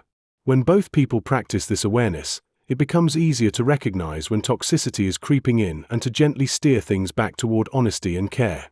It's not about fixing someone or being perfect, but about staying present enough to catch those moments before they spiral out of control.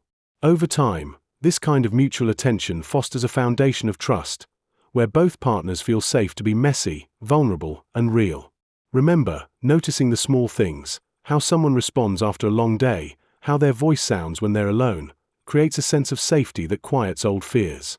The more we pay attention, the more we see the relationship where healing and growth become natural, almost effortless parts of the dance. Shared mindfulness is simply about bringing your full attention to this moment, not wandering into the past or worrying about the future.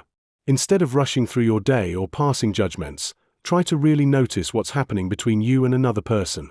The way your partner's eyes look when they're trying to hide their exhaustion, or the way your own stomach tightens when someone pushes your buttons. It's surprisingly simple and often overlooked, slowing down enough to really feel what's happening. When both of you start noticing without filtering or avoiding, it becomes easier to communicate from a space of openness and genuine care. This creates a kind of dance where each step is conscious, each turn is responsive, and neither person has to fight for control. It's more like floating with someone rather than pulling them along in a tug-of-war. Open-hearted communication is about sharing what's really alive inside you, with a gentle honesty that invites your partner to do the same. It's not about pointing fingers or listing grievances. It's about speaking from your experience, using I statements rather than you accusations. For example, saying, "I felt hurt when that happened," instead of "you always ignore me," keeps things human and connected. When both partners commit to listening without judgment, even difficult truths become less threatening. Over time, as the pattern of blaming or withdrawing softens, a new rhythm emerges, a dance of exchange, where both can be seen and heard truly. This kind of truthful sharing, paired with mindfulness, turns moments of tension into opportunities for intimacy. It's like learning a new dance step, awkward at first, maybe even embarrassing, but with practice, it feels natural and freeing. To make this easier, set aside time to check in without distractions. No phones, no screens, just you and the person across from you. Ask simple questions like, "What do you need most right now?" Or "How did that conversation make you feel?" Being curious about each other's inner worlds creates a rhythm of mutual discovery. And remember, vulnerability isn't about showing everything all at once. It's about sharing from a sincere place, trusting that your partner will listen with kindness. As you practice this gentle openness and mindful presence, the old patterns of control and defensiveness lose their grip. Instead, what blossoms is a space where connection flows naturally, like two souls moving in harmony rather than fighting over space or power. And that dance, once learned, can carry you through almost anything life throws your way, with trust and grace guiding each step. Supporting others in their journey of letting go. Supporting others in their journey of letting go often feels like walking on a tightrope. You want to be there for them, to catch them if they fall, but there is this unspoken understanding that you can't do the work for them. It's a tender dance between being present and staying back. Sometimes, all that's needed is a space where they feel safe enough to express their pain, their fears, and their wishes. It can be heartbreaking to watch someone struggle, and there's a nagging urge to swoop in and fix everything that feels broken. But the truth is, healing isn't about getting rid of pain. It's about sitting with it, acknowledging its presence without letting it consume you. That silent strength to simply hold space can be the greatest gift you give. Empathy is the key here. It's not enough to just hear someone's words. You need to feel them on a deeper level. Imagine standing on a beach while your friend stands knee-deep in the waves, overwhelmed by the water crashing around them. Instead of jumping in to pull them out, you could sit on the sand, offering a hand to hold while they find their own way back to land. It takes patience, too. Sometimes, you'll want to rush the process, wanting them to heal and move on. Yet, every bruise has its own healing time, and so does every heart. Allow them to set the pace, even if it's slower than you'd prefer. Your lasting presence, your unwavering patience, creates an environment where they can start to find their footing again. Being a compassionate companion means embodying the role of an active listener. This isn't about waiting for your turn to speak. It's about truly being with them in their moment. Imagine a hot cup of cocoa on a chilly night, comforting and warm. That's what true listening feels like. It's leaning in, making eye contact, and nodding to show you're right there with them. Ask open-ended questions that allow them to explore their feelings without fear of judgment. Questions like, "What does letting go mean to you?" can open doors to deeper conversations. This way, you help them articulate their thoughts and feelings, empowering them to find their own clarity. Gentle encouragement is another tool in your toolkit. It can be questioning the narrative they tell themselves. Maybe they think they should be over their pain by now. Encourage them by reminding them that healing isn't linear. It's more like a winding path through a forest with ups and downs. Offer them reminders that it's okay to feel lost or unsure. However, know when to step back. There will come moments when your instinct is to steer them toward what you believe is the right decision. Instead, try to release that urge. Trust that they know themselves better than anyone else. Sometimes, just being there, offering a shoulder, or sharing a laugh can speak volumes more than any advice you might give. In those moments, your role is simply to be a witness to their journey. A practical tip: Create a ritual of check-ins. Whether it's a weekly coffee date or a simple text to ask how they're doing, having a consistent reminder that you're in their corner can be powerful. Lasting change often feels almost imperceptible at first, and your continued support will help them recognize their progress. They may need to hear, "I'm proud of you," more than you realize. Life's journey is not just about the destination. The little bumps and twists along the way truly shape us. Remind them that they're not walking alone. Chapter 14. Advanced Techniques. Deepening your breakthroughs. Shadow work and confronting deep unconscious patterns. When you start looking into shadow work, you're basically turning your flashlight on the parts of yourself you'd usually leave in the dark. We don't talk about these corners much, maybe because they hold our fears, our insecurities, or even mistakes we're ashamed of.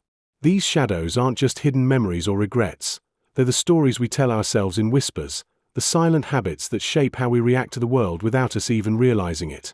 They're tucked beneath the surface, like the smell of old books in a quiet library, subtle but present. What's tricky is that these shadows often try to protect us. Imagine them like an old security system that sometimes sets off alarms when there's no real danger. They might be patterns formed way back in childhood or reactions stamped by experiences we've barely thought about since. You might notice this when a sudden emotion hits you out of nowhere, or when you're stuck in a loop of self-sabotage despite wanting to move forward. Shadow work asks you to gently invite those parts into the light, not to judge them, but to recognize and befriend them. It's both unsettling and relief-giving, because suddenly you see that all those weird reactions, those truths you hide from your diary, they're part of your whole self.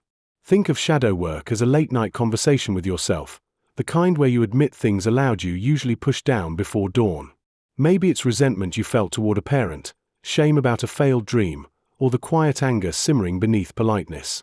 Instead of running away or stuffing those feelings deeper, shadow work helps you notice them like an old scar, something that hurt once but now just needs care.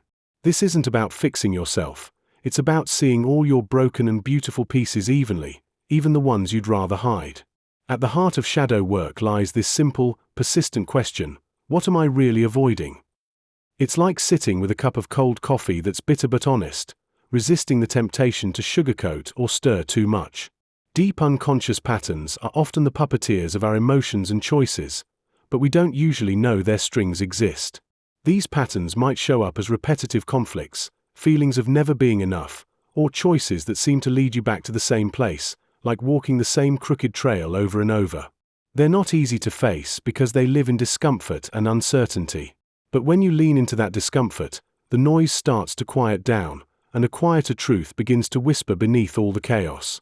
Imagine carrying a secret weight without knowing exactly how heavy it is until one night it presses so hard you can't sleep. That's what these unconscious patterns can feel like. They drag you down or push you forward in ways that seem outside your control. The trick isn't beating yourself up for these automatic parts, but rather learning to sit with them patiently, to acknowledge their presence without flinching. It's like holding your breath underwater and, at the edge of panic, finding a tiny bubble of air to keep going. You might recognize a stubborn fear, a longing to prove yourself, or a habit of shutting down in moments of stress. Sitting with these parts and asking honest questions quietly invites those old patterns to reveal their purpose, and sometimes, their undoing. This kind of inner work can feel like a slow unspooling, thread by thread, of the stories that have shaped who you are. You might find that what seemed like a weakness is actually a survival skill from a time you didn't know how else to cope. Or you may notice that the behaviors you've been avoiding are actually invitations to heal something long forgotten. This is why sitting still with what you avoid matters. It turns the shadow from something scary into a guide. And if you listen closely, you might hear that whisper of truth, soft, clear, inside your own heartbeat. If you want to try something simple tonight, notice the moments when you feel triggered or uncomfortable without rushing to change them. Ask yourself, what is this feeling trying to tell me? What story is locked inside this reaction? Keep that question close, like a quiet companion, and see where it leads you. No pressure, no rush, just curiosity and a little kindness toward the unknown parts of yourself. Integrating inner child work for lasting change. Every one of us carries a version of ourselves from childhood, the little person who felt everything so intensely and believed the world was a certain way. That inner child is not just a metaphor. It's a real part of your emotional landscape, holding the memories, wounds, and hopes of your early years. When we ignore this part of ourselves, the old patterns and unresolved feelings tend to run our lives from behind the scenes. Making space to truly meet your inner child is like finding a missing piece of your emotional puzzle. It suddenly makes everything fit a little better. Recognizing this part of yourself isn't about reliving childhood, but about understanding how those early experiences shaped your current beliefs and reactions. Connecting with your inner child doesn't mean dwelling on the past or becoming trapped in old feelings. It's about establishing a gentle, honest relationship with the part of you that might have felt unheard, misunderstood, or hurt. When you begin to acknowledge your inner child's needs, whether it's reassurance, playfulness, or safety, you start to clear the way for genuine healing. This process teaches us that the kind of compassion we extend to a scared or vulnerable child is exactly what we often forget to give ourselves as adults. It's like holding a mirror up to those childhood moments and seeing how they ripple into today's stress, fears, or self-criticism. Without this understanding, genuine change remains just out of reach, like trying to fix a worn-out fabric without knowing where the tear started. To really do this work, you have to be willing to sit with discomfort and quiet moments. There will be times when the memories resurface unexpectedly, like a song or a scent pulling you back to an old feeling. These are clues that your inner child is whispering, sometimes softly, sometimes louder than you expect. Instead of pushing these feelings away, try to listen, even if it's uncomfortable. Ask yourself questions that invite curiosity rather than judgment. What did I most need back then? Or when did I stop feeling safe? These questions can help unearth the stories that still shape your choices. Remember, the goal isn't to become stuck there. It's simply to understand how your past-colored glasses might still tint your view of the present. Incorporating your inner child into everyday life isn't about grand gestures or finding hours to sit in meditation. It's about small, honest moments. Maybe it's taking 5 minutes to doodle with colored pencils, letting your hand move without worry about telling a story or making perfect shapes. Perhaps it's setting aside a moment in your day to speak kindly to yourself, like talking to a good friend who's had a rough day. These little acts of acknowledgement soften the walls that keep us from feeling deeply connected to ourselves. When you treat yourself with care, you're reminding your inner kid that it's safe to be seen, heard, and loved now, no matter what happened back then. Another gentle practice is to keep a journal where you let your inner child speak through doodles, words, or even angry scribbles, whatever helps you express what might be too uncomfortable to say out loud. Sometimes, writing a letter to your younger self can be a powerful way to hold space for those feelings. Saying things like, "I wish I could have protected you," or "It's okay that you're scared," can break down old layers of shame or neglect. Incorporating play into your routine, whether it's dancing silly, jumping on a trampoline, or blowing bubbles, reminds your inner child that joy still exists and it is okay to let yourself enjoy life's small pleasures. The more you bring awareness and kindness into your daily routines, the more you build a relationship that nurtures healing, little by little. During moments of stress or emotional upheaval, pause and check in with your inner child. What does she or he need right now? Do they need reassurance, a moment of quiet, or maybe a reason to laugh? Give yourself permission to meet this part of you with the same patience and love you would offer a good friend. As you do, those old, stuck patterns begin to loosen their grip. You start to soothe the part of you that once felt unworthy or unseen, allowing for new beliefs to take root. This isn't a quick fix, but a gentle process of rewriting the stories that hold you back, because eventually, your inner world aligns more closely with your true self, free to move with authenticity and lightness. When you make a habit of integrating these small acts of acknowledgement and compassion, healing becomes less like a distant goal and more like a natural part of your day. Every time you choose kindness over judgment, you're building a bridge from the pain of the past to the peace of now.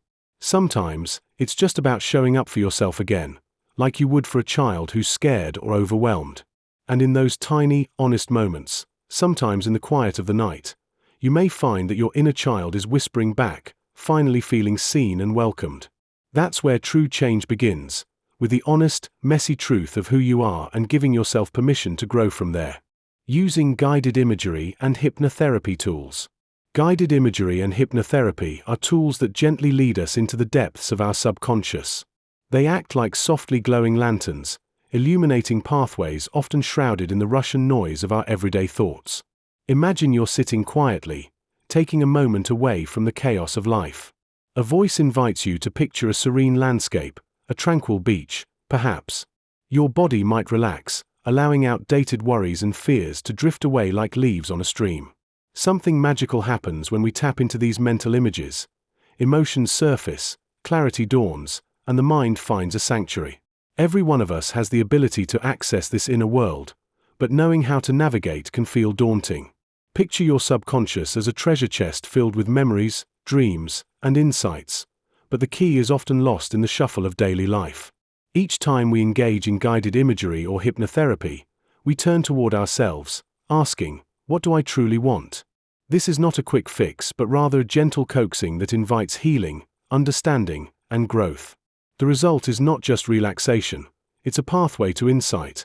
A moment of deep self-compassion ensues as we confront our feelings without judgment.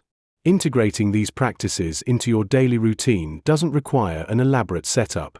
Start by creating a cozy corner in your home, a space where you can sit comfortably and feel secure. Take a deep breath and approach this task as you would a cherished ritual. Schedule small pockets of time throughout your week, even if they are just 5 minutes long. Use guided imagery recordings or apps that resonate with you. They often come with soothing sounds and prompts that guide your journey. Picture yourself sinking into a cozy chair, welcoming the warmth and safety of that space. Allow your mind to drift to places that feel nourishing, perhaps a sunlit field or a peaceful forest. There's no right or wrong way to imagine these places. The beauty lies in your unique narrative. Rather than striving for perfection or a specific outcome, embrace the experience itself. If your mind wanders, gently guide it back to the feelings and sensations you want to explore. Ask yourself, what color represents my anxiety today?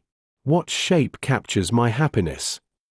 This process acknowledges that emotional experiences can be complex yet entirely valid. Journal after each session, capturing impressions and any insights that arise. Writing can serve as a bridge between the mind's whispers and the heart's truths, illuminating thoughts you didn't even know were there. Practicing forgiveness and reconciliation at deeper levels. Forgiveness doesn't mean you magically erase what happened, like swiping away a dirty mark on glass. It's more like loosening your grip on the heavy suitcase you've been hauling around, one filled with bruises, sharp memories, and ache. Holding on tight to past wounds feels like pressing your palms onto a fresh splinter. The longer you clutch, the deeper the pain seeps. When you practice forgiveness, it's not about forgetting the wrong or pretending the hurt didn't sting. Instead, it's giving yourself permission to stop living inside that wound, so your heart can soften and breathe again. This softening happens when you begin to understand, not excuse, the human mess under the hurt. You realize everyone carries their own scars and blind spots, including the person who caused yours. That doesn't fix what happened, but it shifts something inside you, quietly loosening the chains. Imagine forgiveness as a kind of emotional release valve. When anger and pain build up, they distort your view of yourself and others, trapping you in a narrow tunnel where every shadow is a threat. Letting go means creating space inside to see more clearly. That space doesn't mean you have to invite the offender back in with open arms or pretend all is well. Sometimes the wounds run too deep for that, and maybe they always will. But forgiveness invites a new kind of peace. It's about choosing not to give that pain the power to keep pulling you down, day after restless day. Forgiveness also shakes hands with time, not as a healer that fixes, but as a companion that teaches you how to stop picking at the scab. It may come slowly, in small moments when something or someone reminds you you're more than your hurt. There's also a curious tenderness in forgiving yourself. Often, the hardest blame you carry is directed inward, playing a loop of if-onlys and should-haves. It's common to underestimate how much self-forgiveness unravels the tight knots inside us. Just as your mind can replay the pain caused by others, it replays your guilt in endless echoes. Choosing forgiveness, toward others and yourself, doesn't mean approval or forgetting. It means freeing yourself from the role of prisoner to those past pains so that your heart can open to what waits beyond sorrow. Reconciliation, on the other hand, isn't always about burying the hatchet or slipping back into old arms. It's a quiet and profound reclaiming of peace inside yourself, even when everything around feels jagged. Sometimes reconciliation looks like setting firm boundaries, a way to say, "This is my line," without contempt or punishment. It honors the scars, knowing some cracks will never fully disappear. Instead of rushing to make things right, reconciliation invites a gentler process, observing the hurt, naming it, and offering it kind acknowledgement. That itself is sacred. Even if the other person never acknowledges their part, the act of holding your own pain with care can feel like gathering lost pieces of your soul back into control. There's also bravery hidden in opening the door to healing when your heart feels raw and wary. Reconciliation sometimes begins not with meeting or talking, but with a tender invitation breathed quietly in the dark of your own room. Maybe someday, maybe not, but I am willing to try. It's about creating a space where healing can grow, without forcing it. You learn to protect your peace and your truth while tossing a lifeline that might, one day, be caught. This act is less about fixing the other and more about reclaiming your own calm, reminding yourself that your worth and joy don't hinge on another's apology or change. When the scars run deep, reconciliation may take the shape of gentle patience. Like a fragile plant growing back in unexpected cracks, healing can show up slowly, awkwardly, and imperfectly. Holding on too tightly to an ideal, like demanding fairness, apology, or full restoration, often stunts this growth. You might find yourself caught between hope for change and the reality of pain that hasn't shifted. It's okay to acknowledge that some wounds remain tender without closing off the possibility that someday, those wounds might feel less like open sores and more like quiet, resilient marks of survival. Reconciliation in these moments is a subtle dance of holding space for both pain and peace within you. Here's something you can practice tomorrow morning. When a memory of hurt sneaks into your thoughts, take a breath and notice where it sits in your body. Does it clench your chest? Not your stomach? Instead of pushing it away or spiraling into old pain, try this. Imagine the hurt as a small stone inside your hand. Now soften your grip just enough to let the stone rest lightly, without crushing it or dropping it completely. You're not ignoring the pain, you're simply choosing not to let it weigh you down right now. This tiny shift can open a crack of softness, a little invitation for forgiveness and peace to sneak in, even when the story is far from over. Chapter 15. Living freely, sustaining your break from emotional loops. Creating a personal maintenance routine. Think of your routine as a small, steady lighthouse amid a stormy sea. It doesn't have to be complicated or rigid. It just has to be present enough to guide you back when the chaos of old habits tries to sweep you away. By creating habits that are kind and tailored to your own rhythms, you give yourself a safe harbor to return to, even when life feels unpredictable. Finding that routine is like planting a tiny seed of calm in your everyday soil, something you can nurture without the need for perfection. It's about making space for yourself, no matter how messy or imperfect that space might look. When you set this kind of personal map, it becomes a quiet, trusted companion that whispers, "You're safe here," when old fears stir in the back of your mind. Building this grounded core starts with tuning into what keeps you feeling balanced.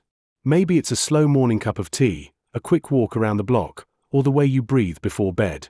Whatever helps you find your center, these small acts act like anchors amid the storm. They are not about trying to change who you are, but about noticing what keeps you tethered when everything else shakes. This isn't about adding chores to your day, but gently recognizing what already helps you feel a little more in control. Over time, these small routines become familiar ways your mind knows it's okay to settle down, to breathe, and to reconnect with a part of you that remains steady even when life gets loud. Now, imagine that every day you add a simple touch, a few minutes to check in with yourself, a moment to breathe deeply, or a line in your journal. These little rituals become habits that act like a protective net. It's not the grandeur of the act that counts, but the consistency. For example, a 5-minute quiet sit, watching your breath, can become a reminder that your calm center is always nearby, waiting for you to turn inward. You don't need elaborate plans or perfect execution, just genuine, attainable steps that remind you, you've got this. These routines don't erase the chaos. Instead, they become the gentle, resilient thread that weaves through your day, grounding you amidst the storms.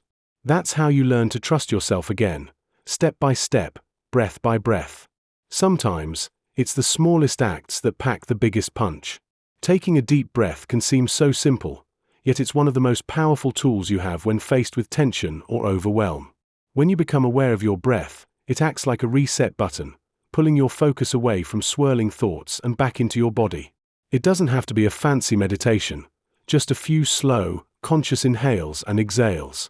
This is about reclaiming your presence, turning a fleeting moment into an intentional pause. When life feels chaotic, a few deep breaths can stretch a solid thread of calm across your day, anchoring you back into yourself.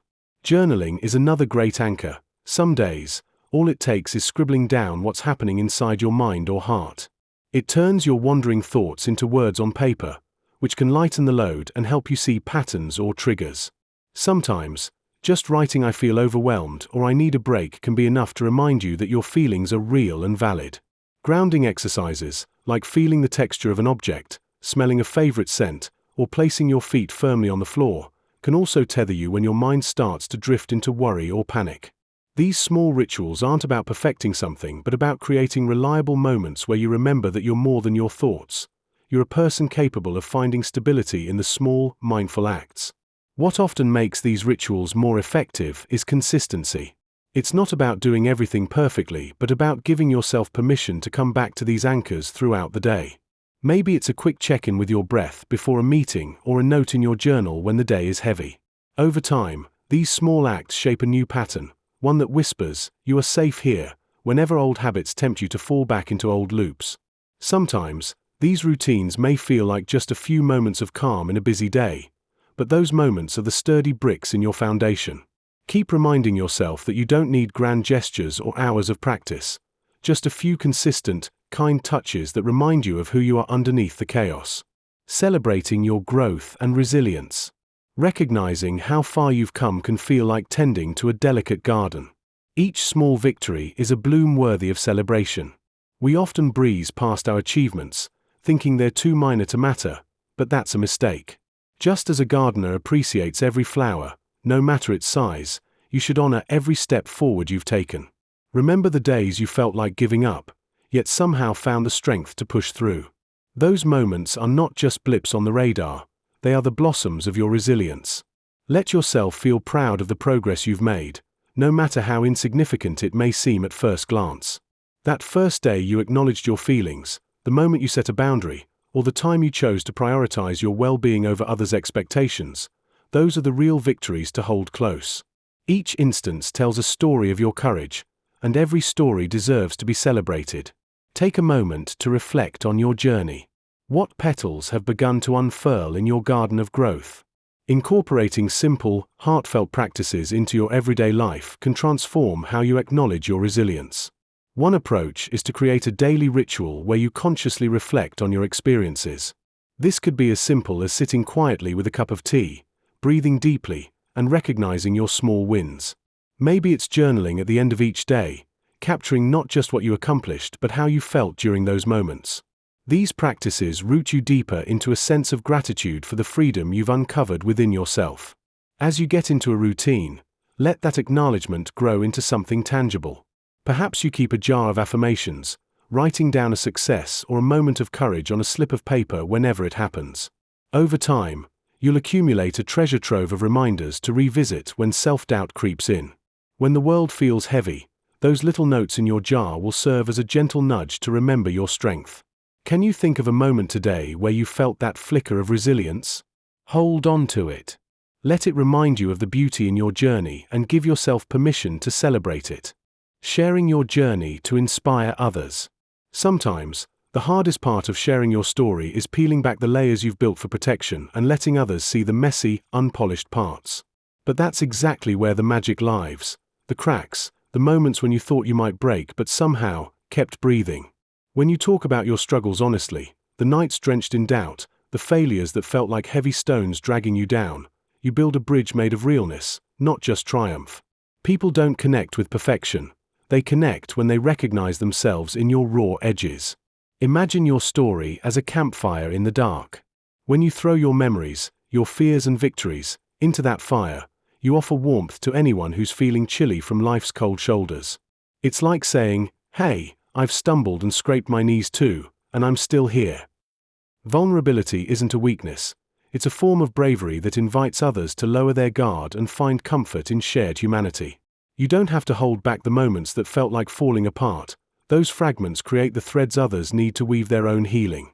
When you speak your truth with a clear voice, you give permission for others to do the same, and suddenly, no one feels quite so alone. There's no need to sugarcoat breaks or rush to victories. The pauses and setbacks are part of your rhythm, part of the dance that teaches resilience. Sometimes, you might find yourself laughing at how absurd the struggle was, as if the universe had a wry sense of humor. That laugh is just as important as the tears. The way you layer these moments, the shadows and the light, invites listeners into your full experience, not just the highlight reel. Sharing this way becomes a quiet revolution, an offering that says we can be messy, flawed, and still move forward. You'll notice that when your story is grounded in honesty, it has a magnetic pull that draws others in without you having to ask for their attention. Finding your voice sometimes feels like trying to catch a handful of smoke. It slips through when you reach out too hard. But what if you just noticed where it likes to linger? Your voice often grows stronger in quiet moments, those pauses when you let the world fade and listen to the small truths humming inside you. Begin by giving yourself permission to speak, even if it's just in whispers or short sentences tucked inside a journal no one else will read. This gentle practice is like planting seeds in soil that's been waiting for spring. Over time, those seeds may sprout into words that feel authentic enough to share, not because they have to, but because they want to. It's okay if the words come out shaky or uncertainties fuzzy the edges. Courage doesn't roar on the first try. It often tiptoes, barely audible. You can start by telling your story to one person you trust, or even to a mirror that reflects patience back at you. The act of expression in itself starts to loosen the heavy grip of silence and shame. Your everyday conversations, your scribbles on a napkin, or the poems you mumble under your breath, all of these are steps toward embracing your narrative fully. Each small reveal, no matter how tentative, sends ripples that can touch others who might be carrying similar hidden stories. Remember, sharing your story is less about crafting a perfect message and more about nurturing connection. When others hear your truth, they might recognize their own pain or courage hidden beneath the surface. Your voice becomes part of a larger awakening, like distant bells in a quiet forest calling others to gather. Healing doesn't happen in isolation. It grows as a collective moonlight, shared and steady. So, start small, listen closely, and honor the ways your story can lighten someone else's burden. Your courage is not just for you. It's a gift waiting to ripple through the lives around you. Try this. Next time you feel stuck or unsure, write a letter to your younger self. No need for grand statements. Just what you wish you had heard back then, a hope, a kindness, a quiet recognition of the struggle. That simple act can open a door to your voice and remind you that your story matters far beyond the moments you lived it. Cultivating a lifelong practice of letting go. Every day offers a small window to consciously release what weighs us down. These tiny acts, whether it's taking a deep breath before stepping out of bed or pausing to notice the sound of your own breathing, become anchors in the chaos. Think of these moments as small, deliberate drops of water. When added up over time, they carve out a quiet space in your mind and heart where you can lean into surrender without feeling overwhelmed. The key is consistency. These rituals don't need to be big or complicated. Something as simple as lighting a candle in the evening or jotting down one thing you're grateful for can act like a gentle tug that pulls you back to the present, even on the busiest or most stressful days. Planting these little rituals is about creating a rhythm that reminds you, you don't have to hold everything all at once. Life often feels like a storm, but these small moments are your quiet port where you can anchor. It's not about perfecting a routine, but about gently cultivating a sense of safety inside yourself. Over time, these acts teach you that surrender doesn't mean giving up. It's about making space for what is, even when it's uncomfortable. And believe me, the more you practice these tiny acts of letting go, the more they start to feel like natural parts of your day, softening the edges of your worries like warm sunlight breaking through clouds. Sometimes, the act of letting go starts with noticing what's pressing too hard. Maybe it's a thought that keeps circling or a feeling that's too heavy to carry alone. When you acknowledge these things intentionally, you build a habit of paying attention without judgment. Find your own way to say, for now, I'm choosing to set this down, whether that's through a mantra, a visual cue, or a simple pause. These rituals act like tiny handholds, guiding you back when life pulls you in different directions. They remind you that every moment is a chance to step back, breathe, and quietly release, like untying knots in a long, tangled string. Learning to notice your thoughts and feelings without judging them is one of the most powerful tools in the practice of letting go. Often, Our minds become caught up in loops. One worry leads to another, and suddenly, we're trapped in a whirlpool of what ifs and if onlys. When you start to notice these spirals before they tighten, like catching an echo before it bounces into a canyon, you get to choose whether to follow them or gently let them pass. Mindful awareness is about observing what's happening inside without grabbing on or pushing away. It's as if you're watching clouds drift across the sky. You notice them, but you don't have to chase or hold onto their shapes. Alongside awareness, kindness toward yourself creates a safe space inside that discourages the harsh critic. We often speak to ourselves in ways we'd never dream of directing at a friend. Words that sting, that accuse, that tighten the chest. But if you replace that voice with one of compassion, you create a cushion that softens the fall when feelings become big. Remind yourself, it's okay to feel this, or this isn't forever, even when your mind insists otherwise. When you notice yourself spiraling, try to gently slow down, perhaps by taking a deep breath or placing a reassuring hand over your heart. These small acts act like brakes, giving you a moment to choose a kinder, more forgiving response instead of falling headlong into an overwhelming tide. Every time you catch yourself before the loop spins out of control, you're training your nervous system to recognize this pattern. It's like catching a fall before hitting the ground, saving yourself from the shock. Over time, these awareness and self-compassion practices become natural enough to catch you before the storm takes over completely. And in those quiet moments of recognition, you start to see that letting go isn't about erasing feelings but about softening the grip enough to breathe and think clearly again. Practice is the gentle art of noticing without judgment, and forgiving yourself as you learn to release what no longer serves you. Thank you for letting go, and beginning again. If you've made it here, then you've already proven something to yourself. You're not trapped. Loops can be broken. Triggers can be transformed. And release is not a one-time miracle, but a practice you now carry with you. You've learned how to notice, how to pause, how to act differently even when it feels easier to fall back into the old rhythm. That is no small thing, it's the art of living free. But freedom is not a destination, it's a daily decision. Some days you'll nail it. Other days you'll stumble. Both are part of the process. Every release, every pause, every act of awareness is you taking back your life. So thank you for trusting this journey, and thank you for giving yourself the chance to see what's possible beyond the loop. Because the truth is, you were never stuck. You were just rehearsing. And now, you've begun the performance of your truest self. With gratitude. Mindful Literary.